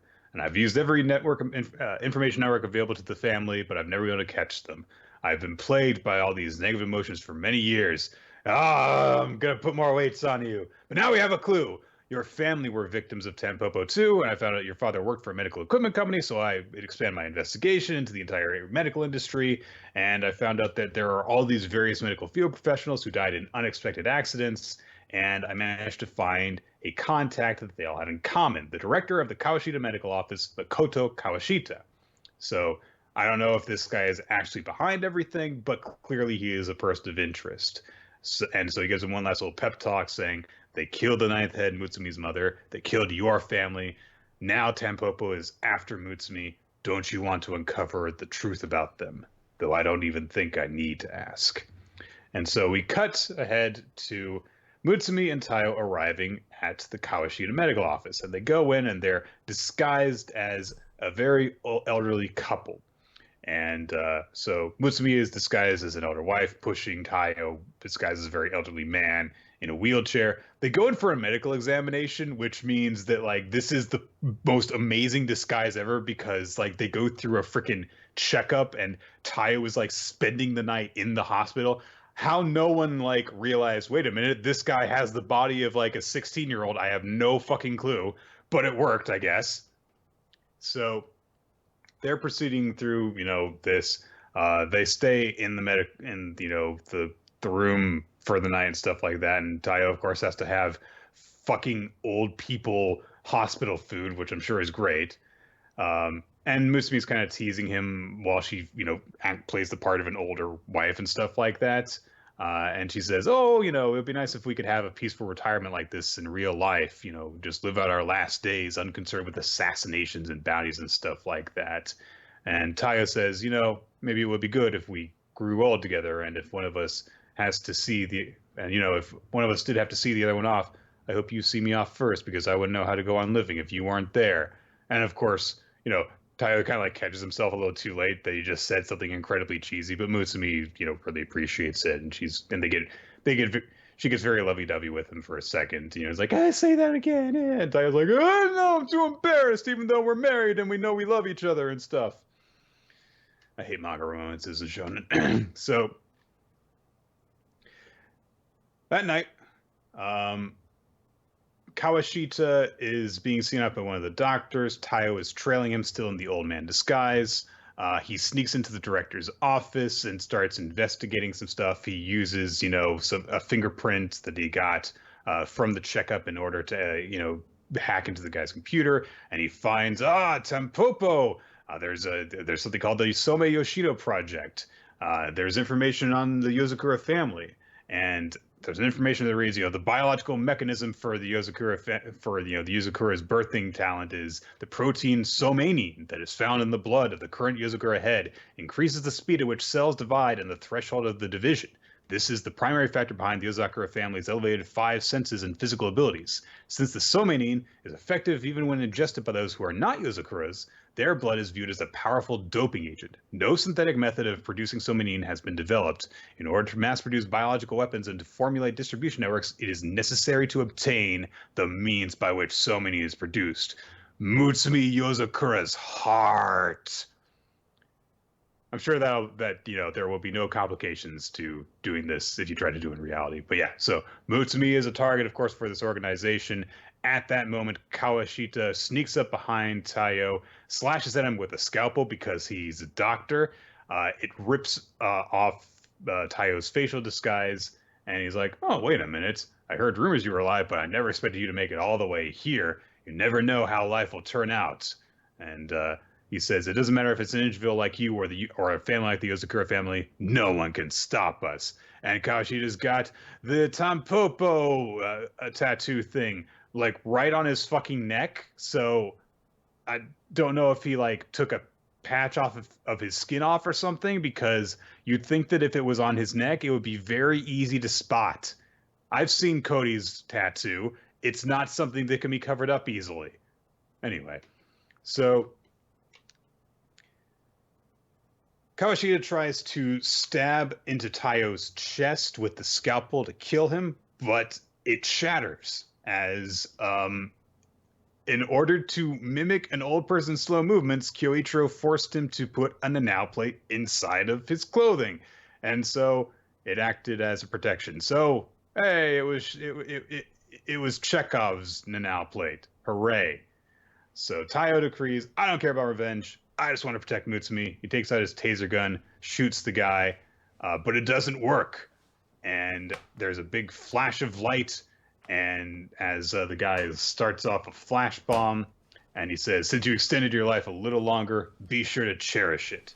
And the guy gets away, and he's also taking the computer, so Tayo can't retrieve any of the evidence. But, oh, yes he can, because he put all of it on a thumb drive, and he says, at least we know one part of their plan. For Mutsumi's sake, too, I'll get to the bottom of this. Oh, I came back right at, like, the perfect time. It was amazingly timed, wasn't it? Hey, this is a chapter. So this is at least, leading into like, hey, they're proceeding along the same things as they did the last chapter and stuff like that. I do still kind of wish that Yozakura family would do at least more of like the 2-chapter stories that we had with the Nanao thing and stuff, because you don't really have any time to appreciate, oh, Tayo's in this library with this crazy one who will kill him if he makes a sound. Oh, Tayo's disguised as an old man in this hospital so that he can sneak around and gather information. It's just like moving in between different scenarios really quickly. And you don't really have a time to like, plant your feet and catch up. And I would actually like it more if you could do that. But at least we are proceeding down, like an actual plot line and proceeding towards a major thing. So, yeah, I'm optimistic in a way. Like the show hopefully will lead somewhere. It's just in my mind, like, is the next chapter going to be about them being like, oh well, we have to go sailing to get to this place where the bad guys are. Better find our ship captain. Secret spy family training. Yeah, it's a secret spy training boat. Also, the captain has an infatuation with Mutsumi and hates Tayo, so he's going to go after him, or vice versa, or something like that. All right, we'll do it again. So, yeah. All right. Let's move on to Chapter 2 of Time Paradox Ghostwriter. The story that couldn't stop. So we get a little bit of narration at the beginning of this chapter, saying many stories feature what is called a point of no return. The moment that the protagonist has to make a fateful choice, go back to normal life or continue down their present course. And Teppei basically finds himself at his point of no return as he returns to his apartment in Tokyo from home and sees that his microwave has continued to spew out future editions of Shonen Jump. So he realizes now, I wasn't dreaming, this actually did happen, and it turns out that I copied a future edition of Jump when I made White Knight. But then he realizes that he's plagiarized it, and he immediately freaks out and thinks, "Oh no, this is bad." But he thinks, "Well, wait, but it starts 10 years in the future, so I'm not actually hurting anyone." No. A manga is a precious jewel, distilled from the blood, sweat, and tears of an artist, and I completely ripped it off. What should I do? And more manga comes out. And he sees that there is, in the future, hey, White Knight Chapter 7, still by Itsuki Aino. And he realizes, using his great knowledge of sci-fi time travel theory, that the timelines have diverged. And so in that timeline, Itsuki Aino is still writing White Knight. But now, in this current timeline, of course, he's writing it. So if you change the path through time travel, the future changes as well. But the future hasn't changed. My microwave created a parallel world instead. I hope that is never explained either. I hope it's always just his Magic. microwave is just magical. Also, like, is this a better way of explaining it than the way they had to do it in like the $300 billion budget Avengers movie, where they're like, "All right, so if you take the stone from here, you're gonna You have create to a put it parallel." back. Yeah, you're like, all right, I get it, but man, there gotta be an easier way to explain this. So Tepe is thinking to himself, why has this happened? How? Don't worry about it. But he thinks about the various people who have read the manga so far. His mother, his editor, his friends. They're like, "Oh, it's so great." But he's crying out because he realizes White Knight's not my work. I still haven't actually accomplished that dream that I had. I haven't done anything. So he realizes this is the point of no return. I could still stop things here. I'll create something by myself, and I'll just keep on trying to get serialized. And so I'm going to end this. I'm going to end this weird miracle. And he takes a pair of scissors to cut the cables that feed the refrigerator and microwave into the wall, because the wires have melted into it, so he can't unplug them. This seems very dangerous. But, you're like, is there like another alternate reality where he fucking did it and the scissors just can't, like he just gets electrocuted and dies? Tepe gets a call from his new editor, Munioka, who is asking about, like, hey, how are the storyboards for your series coming along? And remember, we've got, a meeting and stuff like that. So he's like, oh, God, what am I going to do? I've got to tell him I can't make it into a series. So he takes one last look at the microwave. He's got to go off to the meeting. And he's like, I can still destroy it when I get back. So Munioka congratulates Tepe on reaching #1 with the one shot.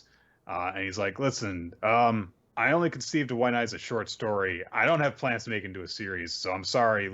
Can I just start over with a new idea? And Munioka's like, no, what a waste. It's got to be a series. It was so well made. You could just, reuse that one shot as chapter 1. If you create something that polished, then there's no way you can't just come up with ideas and flesh it out.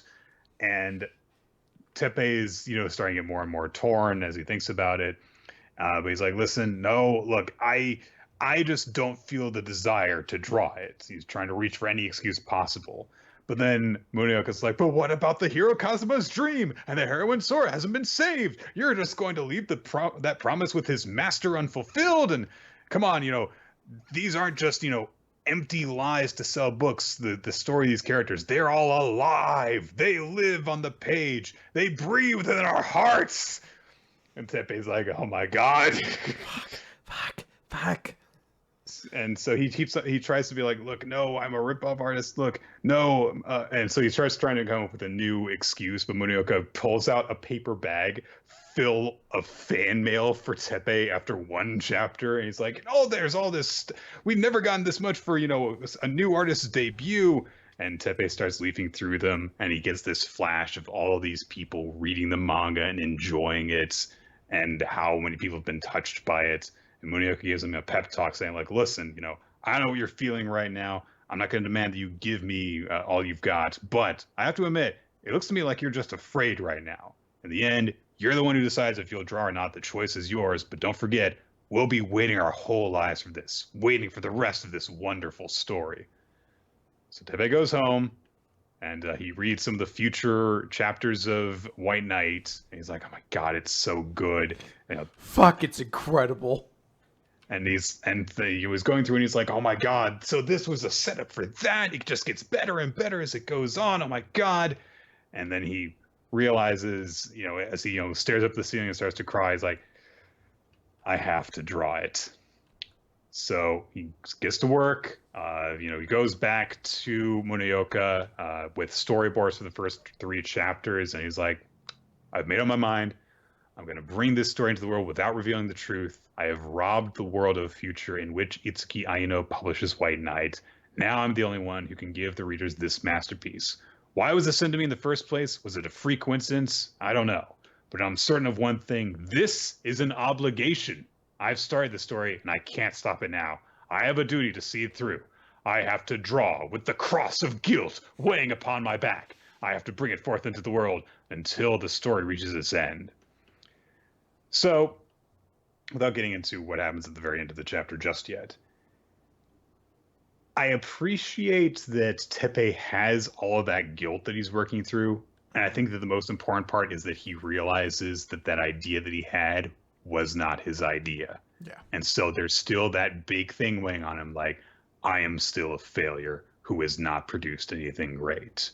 And I think that in and of itself alone is enough of a motivation to, realize like this is still a guy who's got his standards and he's, a protagonist that's worth following and stuff.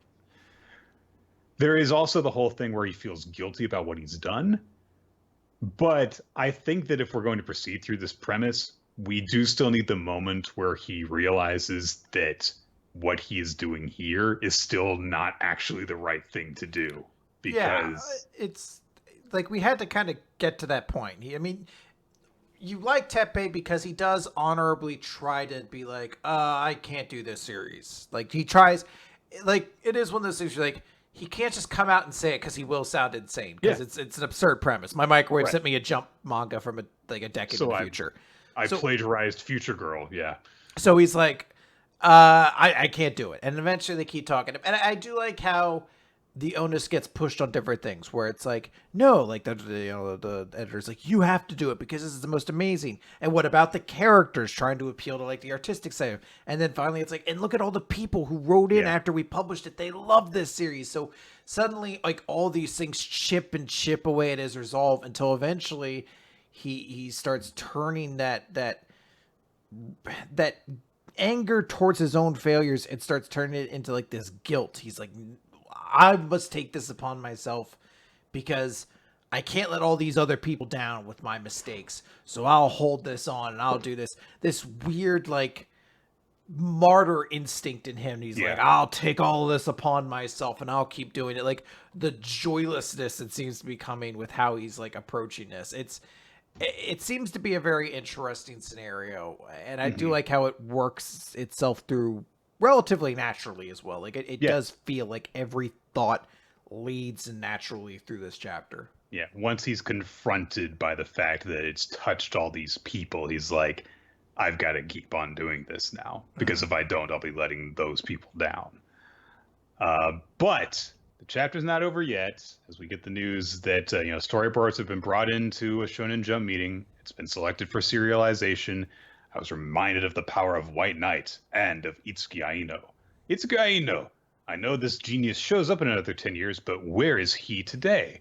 I've done him a terrible disservice, but a genius of his caliber could surely outdo even White Knight. Or maybe that's just an excuse I'm telling myself to ease my guilt. I do really appreciate he kind of is aware that he is lying to himself with the justifications he makes for doing this. But at that moment, Aino appears before Teppei, and of course he doesn't recognize her. And she's like, "Are you Teppei Sasaki?" And he's like, "Yeah, that's me." And she says, "My name is Itsuki Aino. It's nice to meet you." And Teppei, of course, goes, and Aino says, "What do you mean, buh?" So hey, they've met each other all of a sudden, which is earlier than I was thinking it might be. So yeah, my number one thing when I generally try to digest media is I want them to get the most boring premise out of the way as quickly as possible.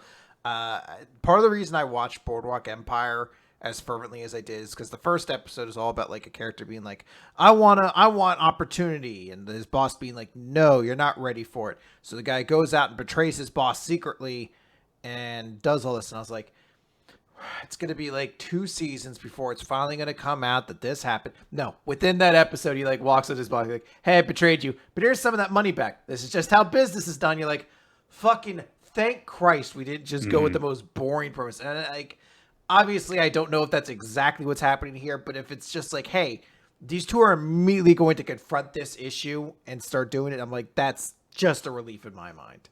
They're Barry, the HBO show with Bill Hader. They talked about an episode about halfway through the second season, and Bill Hader said like, yeah, we had this idea, like put it over here and stuff. And then eventually like someone came in and was just like, why don't you just like get that out of the way?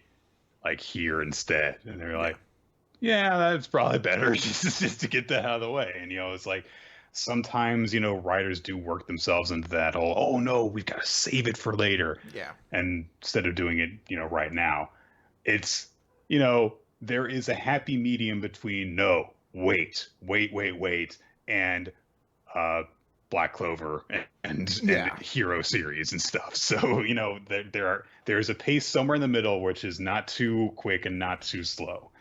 And this was a really nice surprise to have, Tepe go through literally all of the whole, what do I do now that I've learned this? Should I do it or should I not? I've decided to do it. What do I do about the person who actually wrote it? Oh, here they are.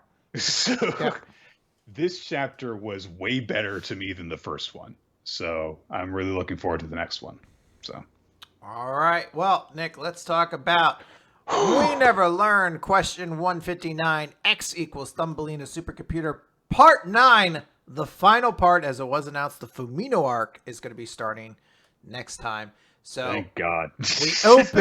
we open in the udon shop as Yuega and Ogata on the opposite end of Ogata's father, and he's like, what were you here for? You wanted to talk?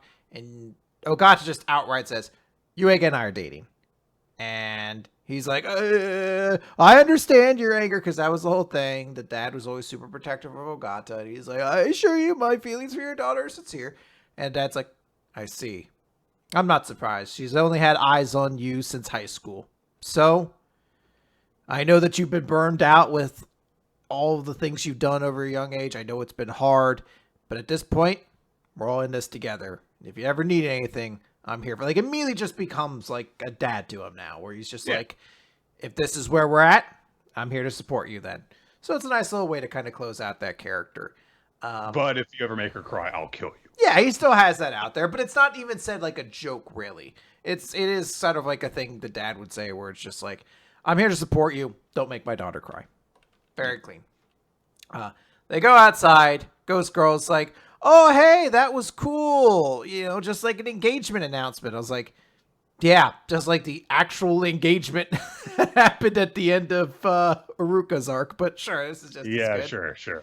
Sekijo is out, like, clearly spying on them with like a plant, like one of the branches with a small bush on the end of it behind a pole. I am the hedge. Don't look over. They're just like, whoa, what's going on? Blah, blah, blah. There's a whole bunch of little jokes, and then we get like a flashback, and it's everyone being, it's like Yuega being like, you can see Ghost Girl? And Sekijo's like, yeah, I think I was kind of able to see her since the board game convention. And it's like, oh, so you knew that she went back with you to your parents' place? And she's like, yeah, but, I was kind of glad to have her with me. When I was talking with my parents, she supported me a lot and helped me keep my calm, and maybe that's why I got to see my parents smile at each other a little bit like they used to. I don't like the implication that Sekijo's parents just fell in love again, because then it's just like, come on. Well, Nick, this is all about happy endings. So Yuega and Sekijo like sip some tea, and then immediately are both like, we can't let Ogata find out. Of course, if she knew it was a ghost, she'd immediately start freaking out. And she walks up with the game, and she's like, oh, hey, all three of us should, Sekijo's like, all three of us should play. She's like, 3? There's one more of us. Because it turns out Ogata knows the ghost is there as well. And she's like, I know you helped me and Sekijo too. You're an important friend. And I don't mind ghosts if they're friendly. So would you like to play a game with us too? And we this entire flashback is basically, well, that was easy. Yeah, we go back to the Ghost Girl in the fucking hospital. Because remember, a child died. in this story and wanted friends. And she's like, the only thing I really wanted was friends to smile with. I want to play a game with my friends. So eventually they run off. Sekijo grabs Ghost Girl. They run off. They give Yuega and Ogata some private time. And Yuega's like, oh, wow, my heart's pounding so fast. She's like, well, I thought you didn't get excited around me. I wanted that, so I really tried everything I could think of. And he's like, but you said it was a game. And she pulls out the first game they ever played, like the little card game. And he's like, oh, wow, this is great. And she's like, well, if I win, will you give me a reward? He's like, sure, as long as it's something I could do. And eventually he loses. It turns out he took 20 games to get there, it seems like. She's still horrible at games. This is Ogata's, like, final form, like, her ultimate best ending, and she still sucks at the thing she wanted to be good at. And he's like, okay, well, what do you want for a reward? I hope it's not too expensive. And she's like, from now on, when your heart races, I want you to kiss me and tell me. And he's like, what do you mean? I get that. That's not something you can really do lately. She's like, even just every now and then isn't enough. And they start making out like more aggressively than I was starting comfortable with. It's like the horniest We Never Learn has ever been, and it's like there's no like there's like no boobs or ass or anything. They're just like it's really. And there's a moment where she's like, Narayuki, and he's like, huh? But I still haven't had enough. It was like I was like, I don't want to watch this anymore. Like this is when. Like, this is when it stops being romantic and this just becomes pornography. It's like, you know, when some people are, like, really dead set on remaining abstinent, but then the things that they do in place of having sex is, like, even hornier than just regular sex. Mm-hmm. So, also fireworks are going off. Yeah, fireworks go off. We cut over to Sekijo with her parents and the ghost girl. And they think back to the legend where Sekijo saw it happening. And she's like, maybe it was real. I mean, not that I believe in that stuff. Hey, ghost girl, you like a Cupid or something? And the ghost girl's gone. There's just a puppet on her shoulder. And she's like, huh? And ghost girl's like, thanks to you all, I'm not lonely anymore. So I pray that all of the people I love will never feel lonely and will always be smiling together with the people they love. So Nick... in all 4 other stories, this ghost girl never finds happiness.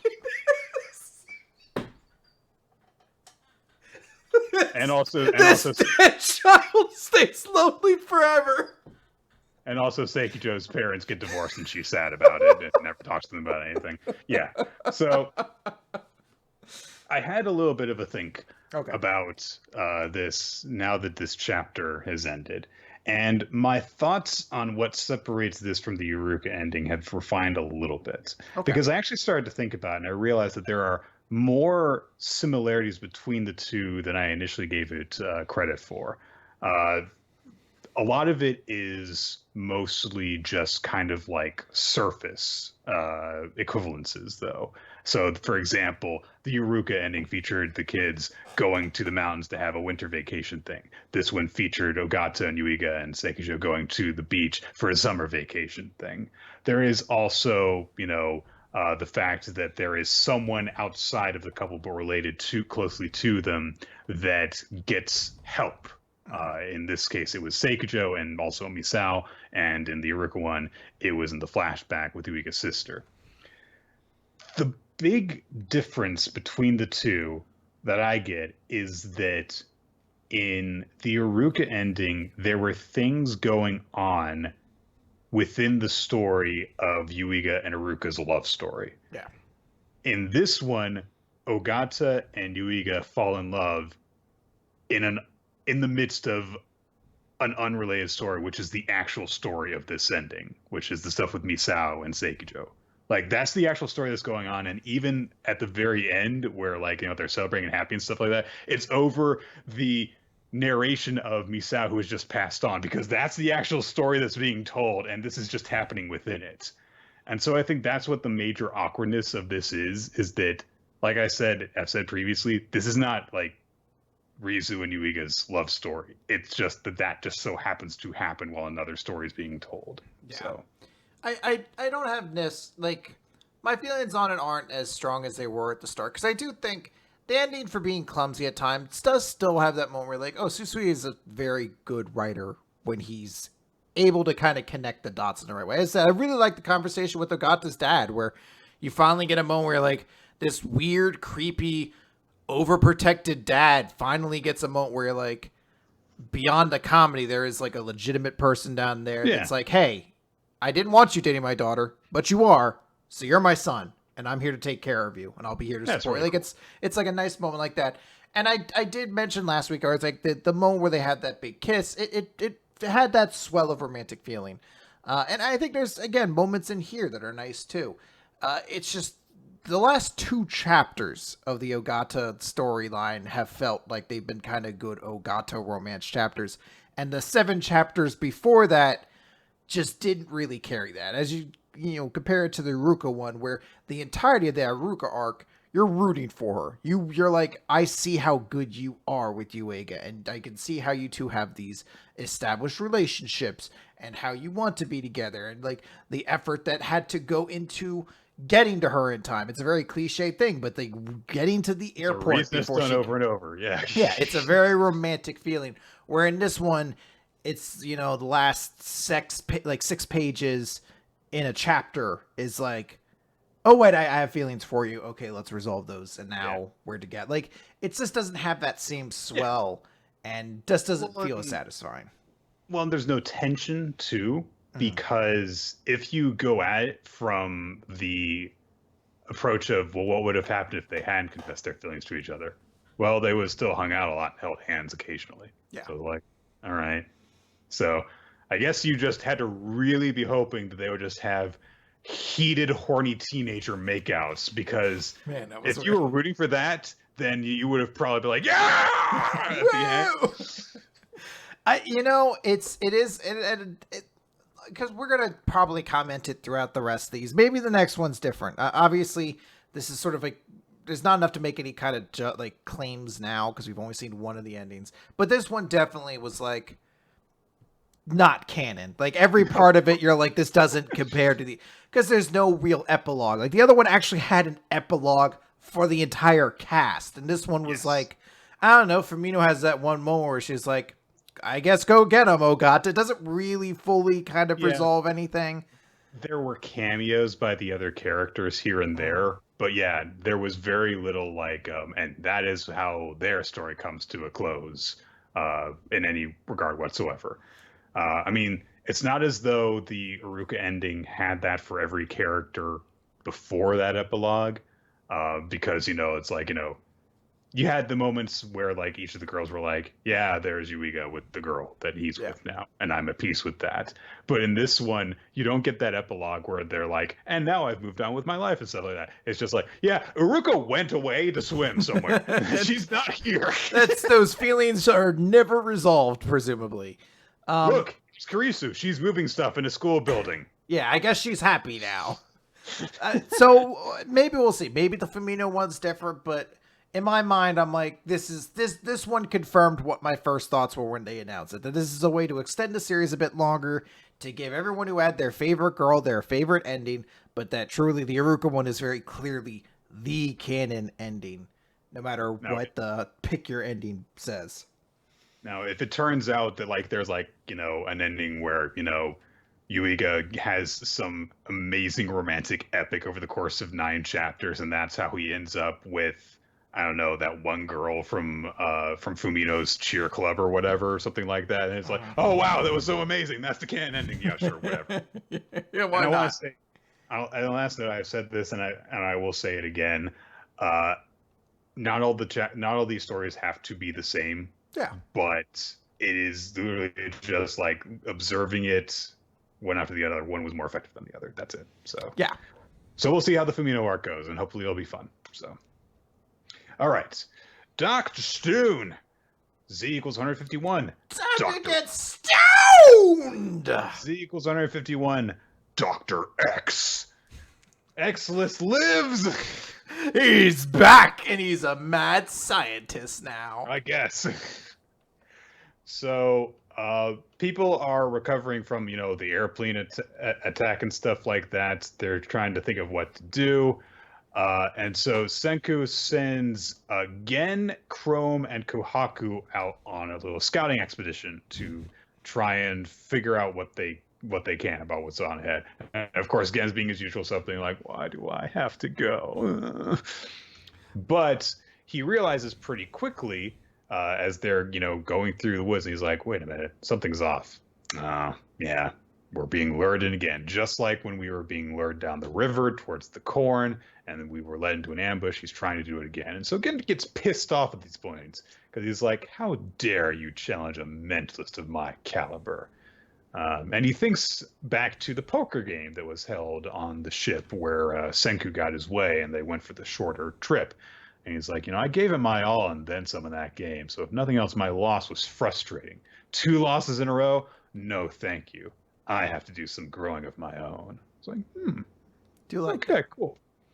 So he tells Chrome and Kohaku, hey, you guys hang back and I'll mark the path forward with my flowers. So he goes on ahead, and when he's off on his own, he's like waving a little white flag and he's saying in English, hello.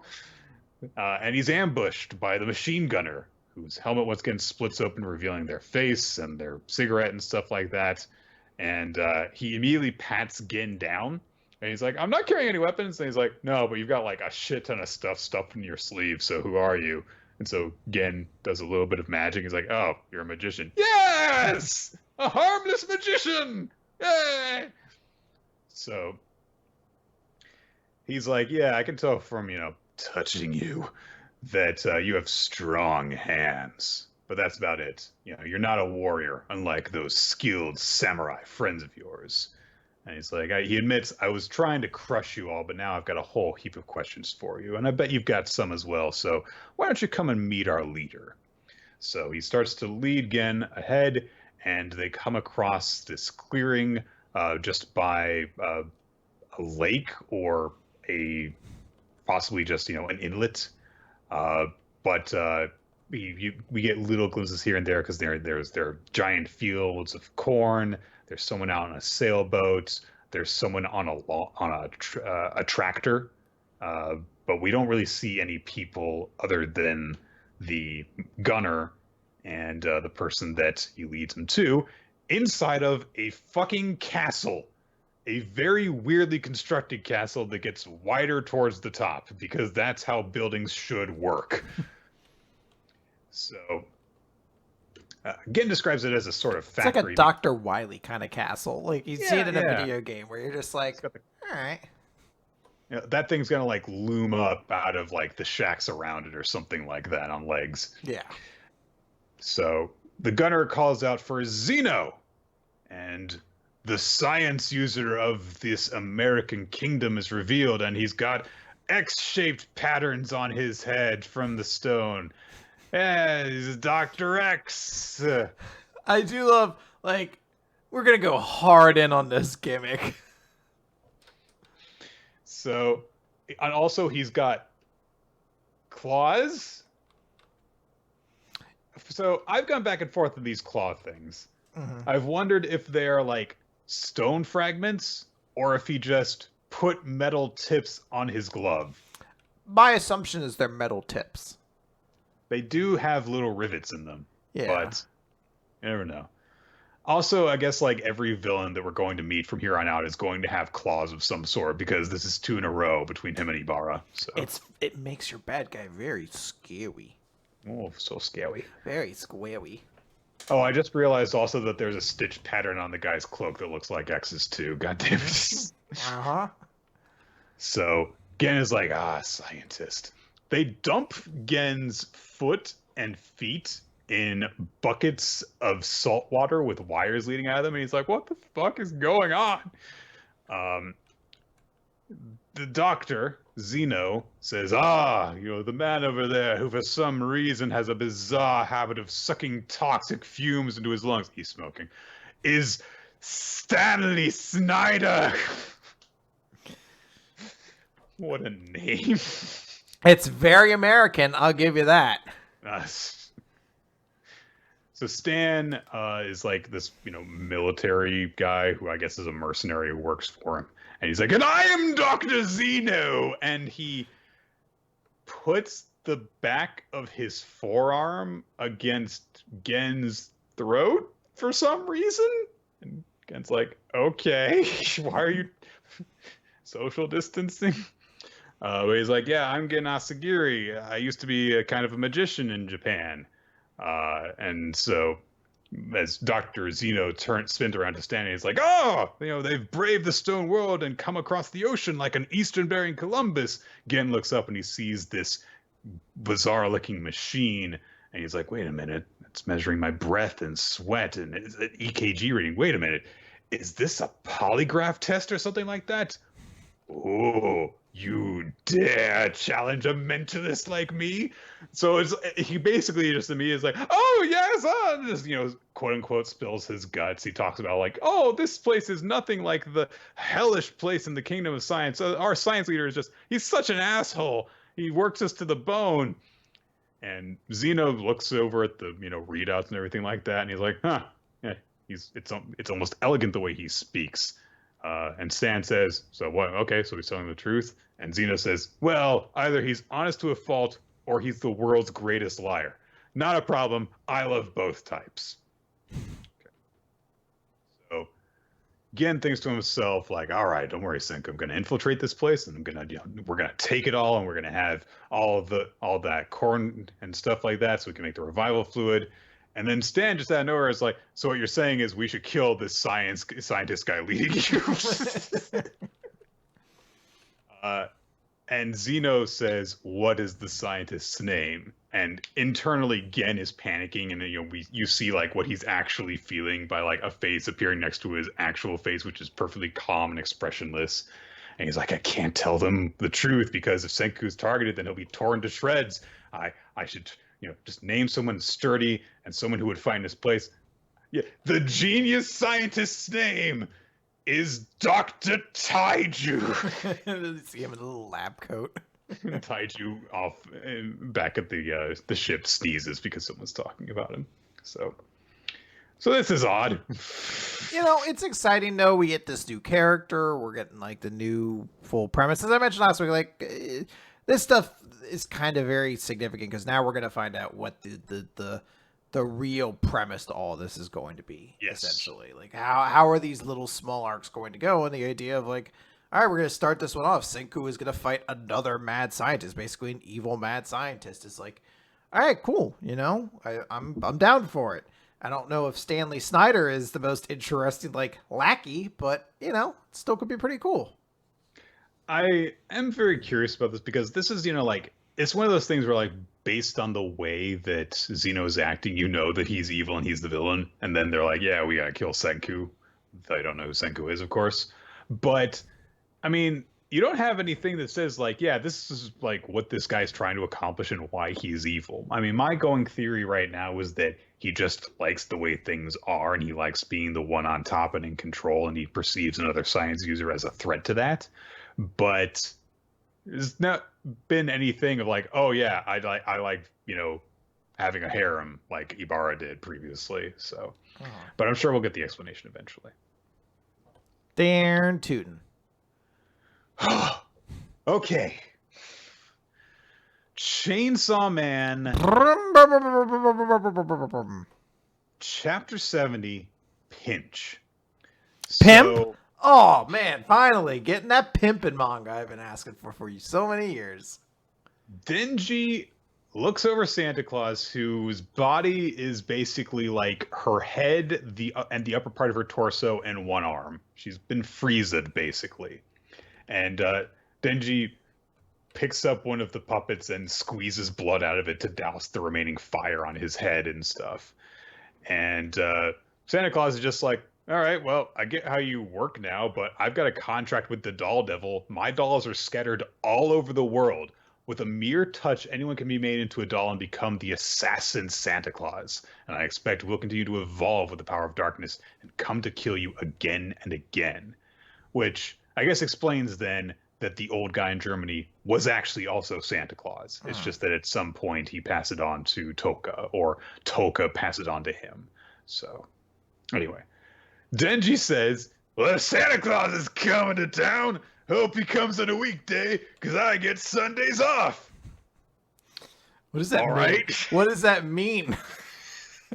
That's like you've just been raised on one-liners from action films, but you don't know what actually goes into a one-liner. Like you were just lit on fire and like throwing cars around, and you just said the first words that came to your mind, and you didn't have time to think about them. So Santa's like, oh, I get it. You're just an idiot. That's not quite what she says, but she says, it isn't that you are fearless. You simply lack the intelligence to comprehend the implications of what I just said. So let me explain again. Every single day, your family, your friends, even complete strangers, anyone you meet could turn into a doll and attack you. Can you imagine your life constantly stalked by death? And Denji's like, sure, make me use my imagination. Dumb it down so even a mortal like me will understand. That has nothing to do with you being immortal. And as he's sticking his tongue out at her, Tronchi comes up behind him and cuts his head off. And she is flanked by her two remaining girlfriends as the Halloween spouting zombie girl has come up from wherever she was. And Tronchi just says, yeah, our truth is over. You did it out of order. You're supposed to say that and then attack. Santa Claus vows to add Tronchi to her dolls one day. Tronchi just says, Cosmo, time to work. And the Halloween brain-looking devil says, Halloween! And Tronchi says, this is your punishment for going sightseeing in Tokyo without us. Let her have a taste of an all-out Halloween. And Santa Claus is like, Halloween? And Halloween devil Come on, girl, Nick. What happens? She charges up her Halloween Kamehameha.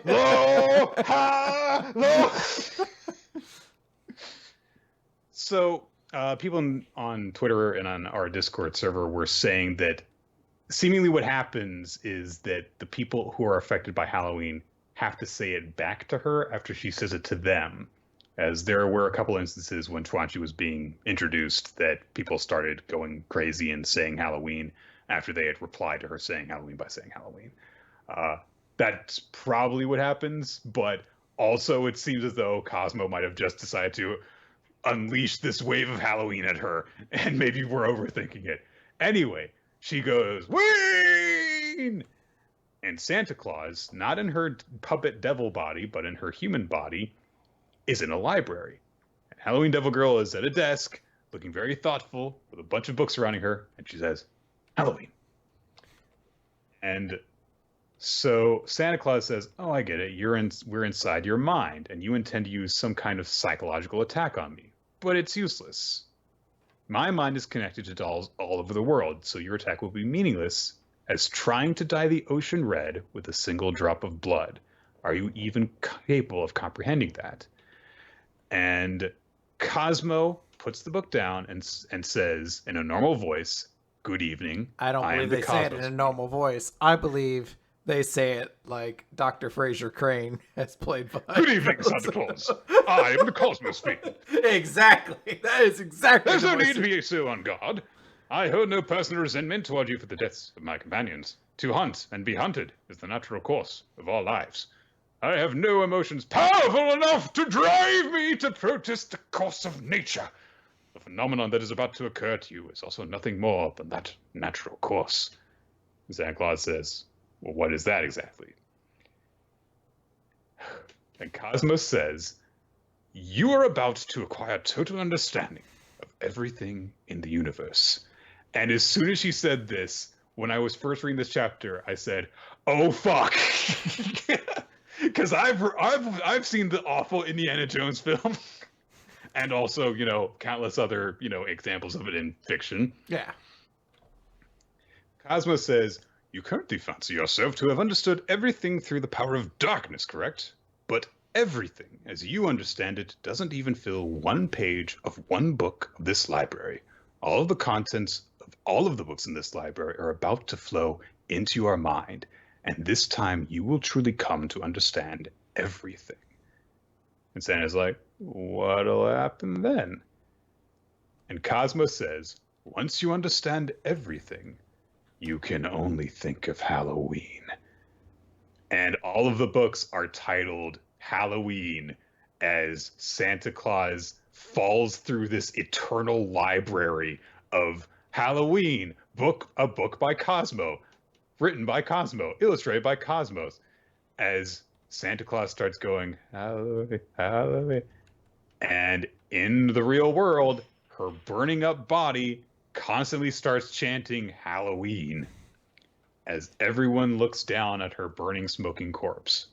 But then, as if that weren't a fucking enough, the smoke clears, and the two remaining bodyguards, Yoshida and Kishibe, emerge. And Chuanchi pulls out her sword, but they just take out blindfolds and blindfold themselves. As Makima walks past them holding a sword. And as soon as she arrives, Chuanchi drops her sword, her girlfriends hide behind her, and she proclaims, "We surrender. You can cut off all my limbs if you think I'll run. Just don't kill my women. I'll do anything to save their lives, even lick your shoes." Cosmos says Halloween. And Makima says, "A corpse is talking." Doesn't even give her like the satisfaction of like the field mice, country mice sort of like respect she gave Reze before she killed her. Just straight up, you're done talking. You're just a dead body at this point. And Chuanchi and her two remaining girlfriends' heads fall off. And they start to bleed out as Makima looks down on them with a neutral in an insane way face on. And there's a little bit of a moment where Kishibe, even with his eyes blindfolded, kind of, looks down on this opponent that he kind of shared a respectful conversation with in mid-battle, and he doesn't really say anything. Meanwhile, there are puppets all over the place who are going, "Halloween! Halloween! Halloween!" Seemingly including the one remaining brother from the assassins, because he's got the scars over his eye. Yeah, I must have been mistaken. In my mind, I thought that dude got transported to hell, but I must have been. Thinking back now, I don't remember him being included in all the group shots there. So, yeah, I don't know. I mean, he's there in public, and he doesn't do anything except for say Halloween. And I don't know if there was ever a shot where he said it that I just forgot about, or what. It's worth noting his font is kind of different from everyone else's. He might be faking it. He's faking. Yeah, just trying to blend in with the crowd. I don't know. But yeah, there's all these people all over the place, including the ones that are dolls, of course. And as the reporter proclaims, as you can see, there are people who have lost their ability to speak, save the word Halloween all over the world. Is it a devil? Is it a virus? Meanwhile, back next to Chuanchi and her girlfriend's corpses, Yoshida takes off his blindfold and he looks over at Kishibe and he says, "Aren't you going to take off your blindfold?" And Kishibe just says, "I don't want to see a thing." So, that was awesome. I cannot believe how much happened in this fucking chapter. Yeah, it's a lot. A lot happens there.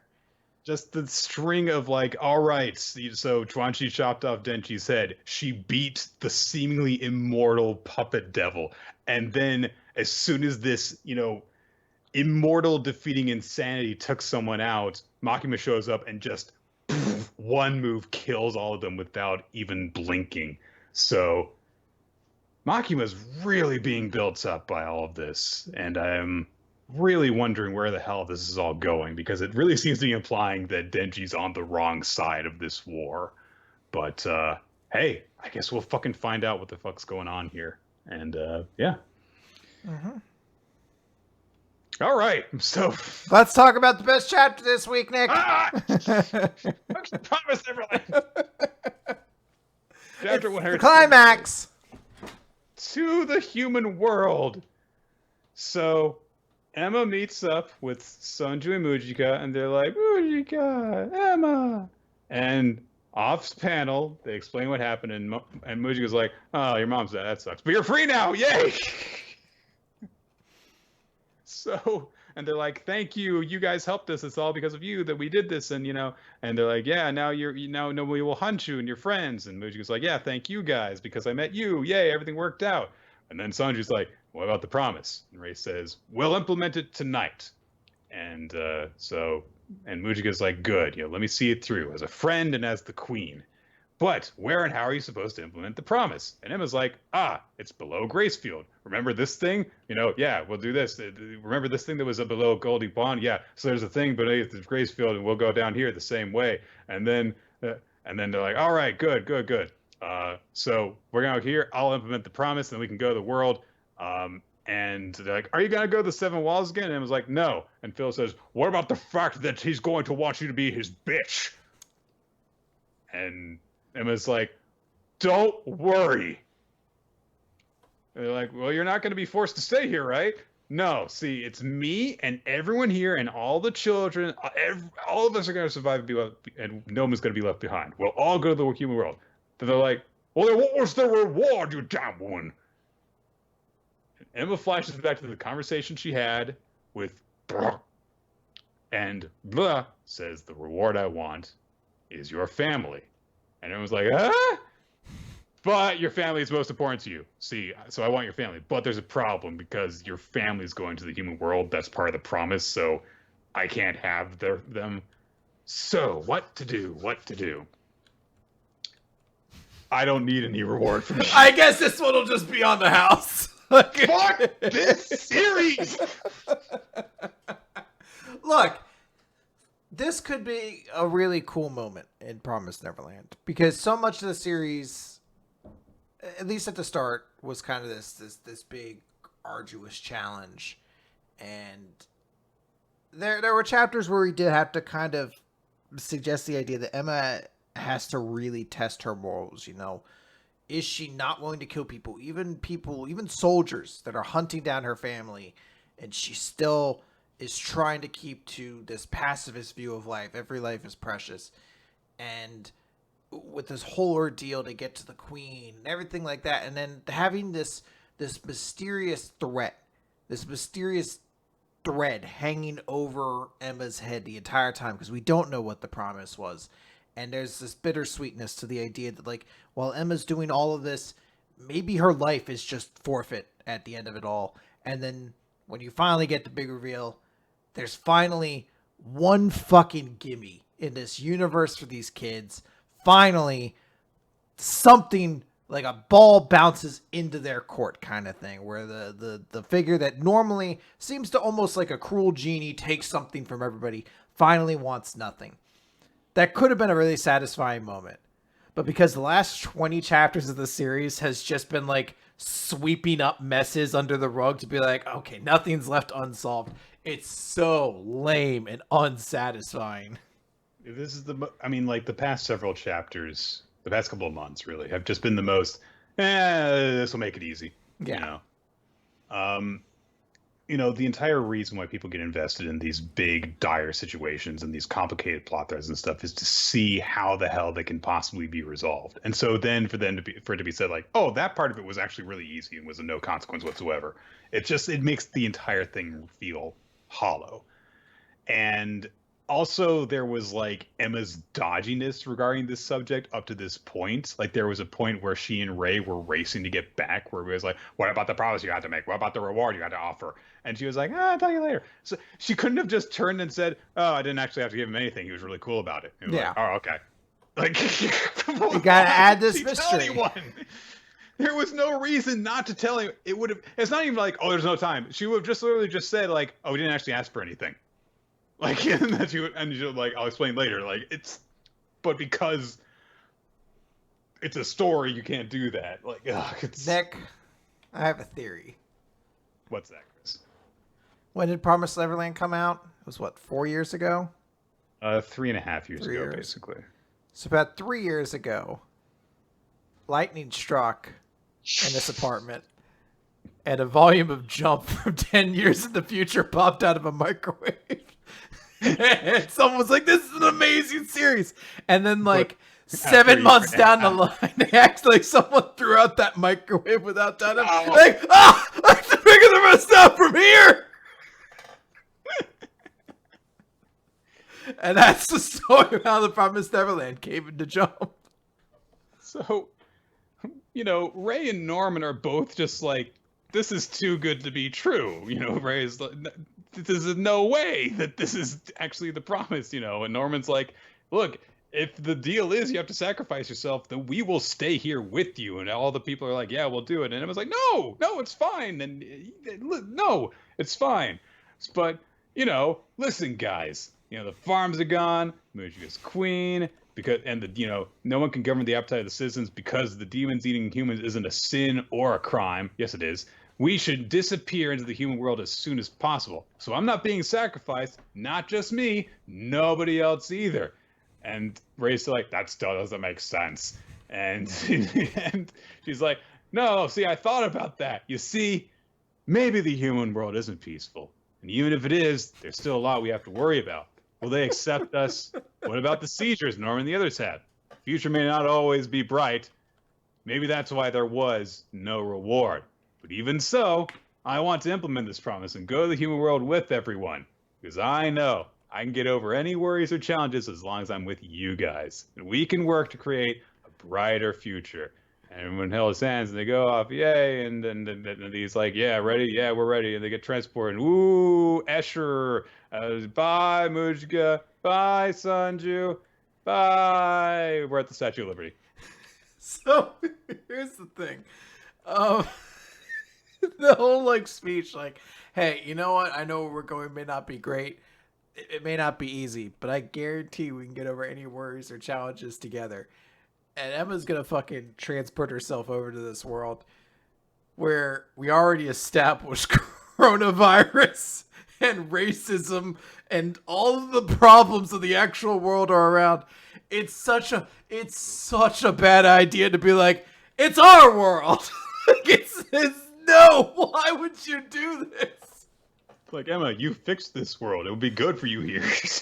what a I want her to show up. And the entire point of them going to the other world was to escape from the demons who want to eat them. And now there are literally governments in place saying, yeah, we won't do that anymore. So, I want the next chapter to be immediately her, with Donald Trump, it's Emma and Donald Trump in the White House. Get out of here, you dirty otherworlder. Well, no, because it won't work like that. That's not how Promised Neverland work. It's going to be him be like, I guess I never thought of empathy before. I guess you're right. I'll be kind to everyone now. and then Trump and Emma will high-five each other and Don't Stop Believing will start playing as the credits roll. No, what'll actually happen is that Donald Trump Emma will come in and they'll be instant celebrities because they're people who appear from another world, and Trump will be like, I don't trust her. They're awful. They cause all the things that have been happening that are bad for America. But then a random nameless demon will show up and try to attack them all, and Trump will be like, no, and he'll be stabbed through the stomach.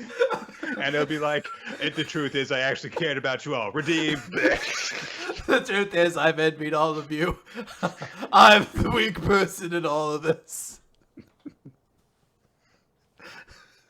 And this final shot, the final shot of the Promised Neverland will be Emma holding her newborn baby, looking up to a statue of Peter, Rodri, Isabella, and Donald Trump. And all their Force Ghosts appear next to her. They all Force Ghosted and non-approvingly.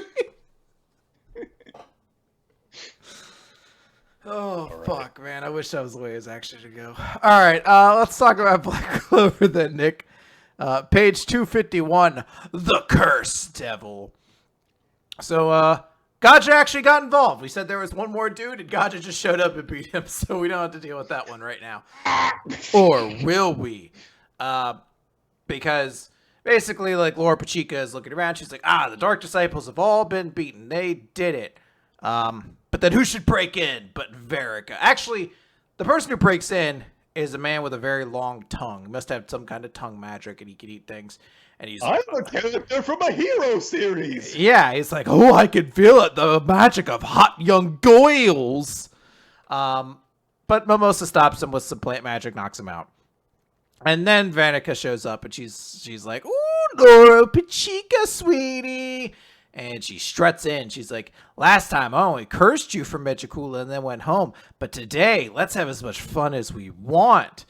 And she's like, if you were here for all this, why have you been attacking the Heart Kingdom in places where people live? She's like, ooh, because I figured you'd be more into the fight than this way.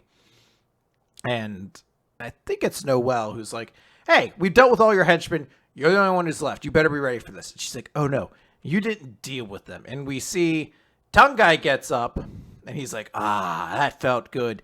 And there's a whole bunch of, like, she kicks him in the face joke. But we also cut over and see that all of the other characters that were beaten over the last 3 chapters are getting up as well.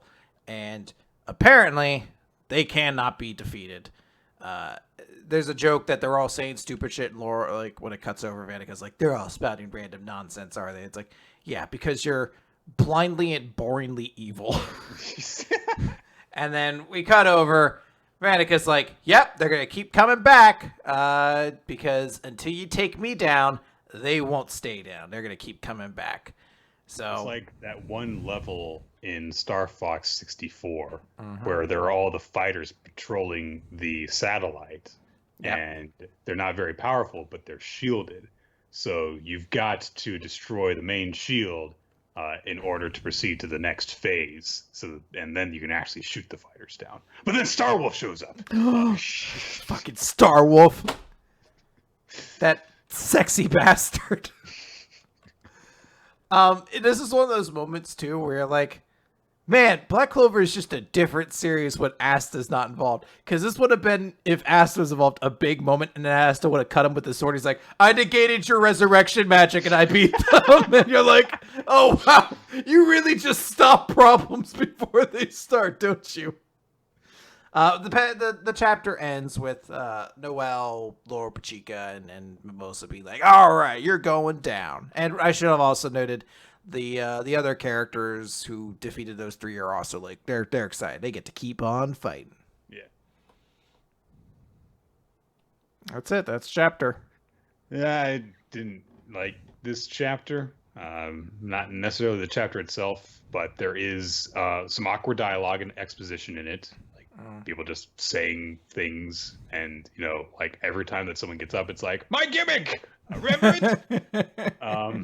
Also, when Laura Pechka is celebrating at the very beginning of the chapter, she says they beat opponents who were stronger than they were. No, they didn't. You just misjudged their strength. And then it turns out, of course, also that the multiple fights that we had previously, it turns out all those fights don't matter. Because all that matters is beating this one girl. So yeah, I assume we're not actually going to cut to those other fights other than like cameos, essentially, because there's nothing to show. Like those fights all serve the purpose to show off Leo, Locke, and Charmy. There's no reason to cut back to them, but it is kind of a boring thing to be like, they have to wake up because there needs like it's sort of like a weird way it's all phrased. I guess the big thing would be like the dude who's in the room with her, and that's why they're like, we have to actually take her down because we can't just beat up that guy. He'll just keep coming back, because otherwise you're like, why even bother? It's not like those characters are going to magically teleport into the room. Like, we haven't established anyone has teleportation powers around here, so but whatever. It's something. I don't hate it, but it definitely is like kind of boring. And again, we're not cutting back to the fight that was more interesting. We're going to continue down this line of the Heart Kingdom stuff. Yeah. All right. One Piece, chapter 980, fighting music. Nick, if you were going to be a boxer, what entrance theme would you come out to? Oh, I actually know the answer to this. So there is a group called, hang on a second. There's a group called Therion, who are like this metal group, but there was this one orchestral concert that they put on at some point. So they did like metalized covers of these, but with like a full orchestra playing with them, of these assorted classical songs. And one of them was Dvorak's Symphony Number 9. So it's like the so that would be my entrance music if I were anyone. So all right, I like that. Do you have an answer? It's Raining Men. No, Well, In a no way. one would mistake you for anyone else. People would just be like, "Why did Walter get shrunk and grow a stupid goatee?" It reminds me. I want. Did you watch the Tyson Fury versus? No. I forget the dude who's. I forget the dude who's fighting. He had like another name, Wilder. And if you watch the Wilder entrance, it's such a like hot dogging entrance where it's this whole thing. Like the guy comes out, looks like a fucking stand. Like he's got this big stupid armor set on, as he's got like his, I don't know if it's his personal rapper or a rapper he knows doing this whole thing like black power, black fiend, back speed, like a whole got a whole fucking song for him. And then he goes into the ring to just get his shit pushed in, and like the joke afterwards, he's like, the suit was too heavy. I want to just do that. I want to live the Rocky IV dream where I just come out with as much extravagance and hot doggedness as possible, just over the top. I really just want to like just overdo it in every single way. So I need something that is just the most all pomp, no circumstance. That's the kind of song I need. There was this one girl who did an MMA thing, and I think Korea relatively recently, where she came out to like Smooth Criminal, and it was this like highly choreographed entrance. She lost the fight, but from my understanding, it was actually like a really well fought bout, and both women were like really emotional afterwards, because I can't remember. There was something that had happened like immediately beforehand that had happened like personally to one of them, like someone very close to them had died or something like that. So, but it was not the, whole like, I did a cool entrance and then I got my shit beat out of me. So, but yeah, you want the Apollo Creed, basically. Yeah, I want exactly that. All right. Fighting music. I think I was actually going to ask you a question related to fighting music. So, yeah. Luffy got pissed off because he saw a bunch of Kaido's men wasting Oshiruko. So he immediately loses his cool at the start of this chapter, summons his elephant gun, and bunches a bunch of them. So, yeah, cover's getting blown, it seems. A fight breaks out. So at first I was like, maybe they'll just brawl for a little bit, and Luffy's cover won't be blown immediately. No. We cut over to Kid, and he's like, what the fuck does that guy think he's doing? And so they ask him, like, should we do something about that? And he's like, no, that distraction makes it easier for us to get around. And then they realize, wait a minute, there's a crack running through the entire balcony, as Zoro has seen the commotion and decided to cut off the entire upper half of the building that they're in. And Zoro's like emerges over the cut off part of the building, and he's like, oh man, Luffy, you just had to cause a scene. I heard the noise in the distance and walked straight over here. What a mess you've made of things. Why can't you behave and infiltrate like a normal person? While he's standing on top of this cut open building with his swords out. So Luffy just explains himself by saying, they spilled the Oshiruko on the ground on purpose. And Zoro's me like, well, then they gotta get sliced. So yeah, they're immediately like, all right, let's fight these assholes. Queen is immediately alerted to what is going on, and so they're like, what the hell is going on? What is happening? And Scratch Apu is his name? Yep, Scratch Apu. Scratchman Apu, I think, maybe. It's Apu. Apu is like, wait a minute, that's clearly Luffy. What the fuck is he doing here? I thought he was in prison. Everyone decides to go after Zoro. Luffy's like, oh, we should run. And they start to run. Apu calls up to Queen and says, hey, I know you're in charge of Udon, but it seems that they might have got loose, because that's Luffy and Zoro over there. So they're like, oh, what should we get for, where are you going to offer me if we catch them? So Queen thinks about that, and he thinks about the report that he got that, of course, was false. And he's like, all right, there's a fun golden festival happening tonight, everyone. As it happens, I got someone I want to race right now. I'll get rid of one of the Tobi Rappo and create an open seat. And so it was like, oh, awesome. If we get this, we get that much of a reward. That's awesome. Except that there are some people who are just like, there is no way we're going to be able to do this, so we're just going to get drunk instead, which I have to appreciate. Like, that's Straw Hat Luffy and Pirate Hunter Zoro. I'm sitting right here and getting drunk.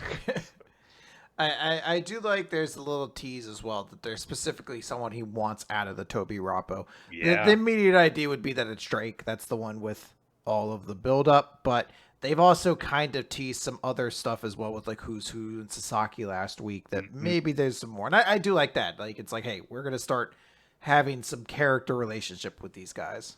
Yeah, well, when your organization is built around internal competition and fighting every way you can in order to ascend the ranks, then yeah, a little bit of resentment is gonna come up. You're gonna have to, you're gonna see people you don't like getting promoted and stuff like that. So, so people are chasing after Zoro and Luffy. They're trying to think about like, all right, Kaido's castle's probably right over there, so let's get these people out here and get inside of it. But before they can make any progress, Appu takes the stage. And he starts playing his teeth, the keyboard teeth that he has, and slamming his chest and flexing his lips and stuff and making all sorts of instrument noises. And he says, "This is fighting music." And he goes, "Scratch, pop." And Luffy gets punched in the face by sound. And he falls on his ass. And they're like, wait a minute, isn't that the guy who... And Zoro realized, wait a minute, that was the guy that was in an alliance with Kid. Luffy wants to know how he got punched. Appu declares, slash! And a slash mark appears across Zoro's chest. So, it's a command-based attack, basically. So... It's interesting because we, as an audience, know that this is how he fights. We saw this back in the Archipelago arc when Kizaru showed up. He did show this off, but Zoro, like no one from the Straw Hats, I believe, were around when that happened because that was when he was just kind of chasing down the different supernovas. So we did see that he had some kind of musical-based attack. He did a bunch of stuff, and then something exploded. So it's kind of cool seeing like this developed. I know some people were kind of upset that they're like, I don't feel like Luffy and Zoro should be getting surprised by this stuff, but it literally is something where it's like they're not able to predict it because it doesn't make sense. It's like a JoJo fight almost. Yeah. And Appu declares, boom! And Luffy explodes. So Luffy is knocked unconscious like immediately, so Zoro's like, all right, we're running. And he picks up Luffy and he starts to book it. And he realizes like, yeah, this is bad. If we try and fight our way through this, then we're going to get too damaged before we can even fight Kaido. And it's not just that we're so clearly outnumbered; they have skill as well. And of course, they do eventually, get encircled and have to fight their way through some people. There is a funny little moment where like someone with like a wolf smile fruit tries to jump in, and Luffy just, while he's still being carried, launches his head out and chomps his mouth over its jaws. So Luffy's back up and they've got to, start fighting their way out. But Appu declares, you're still in my firing range. Let's see how you like my subwoofer. Then we cut over as various swords and metal objects are being picked up into the air. And people are like, no, Kid, stop. And Kid's like, I don't care. That traitor over there is how this all got started. Eat this, Appu. And he's got this giant hand of various metal implements. And Appu is taken by surprise. And Kid unleashes his Punk Gibson and just smashes him into the wall. And that's where the chapter ends. So Kid remembers what I don't, which is that they used to have an alliance. Yeah. I do like it. I also like that this apparently... I wonder who did it, because I don't know if it's Oda or one of his assistants. They actually drew one of the new Pokemon, Meltan, into the attack in a couple locations. So it's like, do Pokemon exist in One Piece? Sure, why not? But I just love it. It's such a goofy chapter. I love the Punk Gibson. Like, I don't know what that name is meant to really embody, but it's such a cool fucking name. And I do like Kid getting involved. The Gibson guitar. Probably. That makes sense. Yeah. All right. So we had some good manga this week. As I said, I think the best ones were like, oh, wow, bummer at the end. So, but let's talk about that. Favorite series and MVP? Favorite series I'm going to give to Mashle. I thought it was legitimately a very funny chapter. Just something where, like, if you get that kind of reaction, like, it made my week better. Like, that's the kind of chapter it was where you're like, fuck, all right, you know what? You lifted my mood this Saturday or this Sunday, so I'm going to give it to you. I'm going to split my choices between what I felt were the two best series this week, My Hero and Chainsaw. So I'm giving the best series to My Hero Academia because it was more of just like a thing is happening and characters are reacting to it. And I'm giving my MVP to Cosmos because, obviously the big Halloween thing was the main thing in this week's chapter. I'm going to give my character to Chainsaw Man as well, but I'm going to give it to Makima. That's what I'm going to pick out more from that chapter for me. It's just another a corpse is talking. It's That's such a good line. It's so good.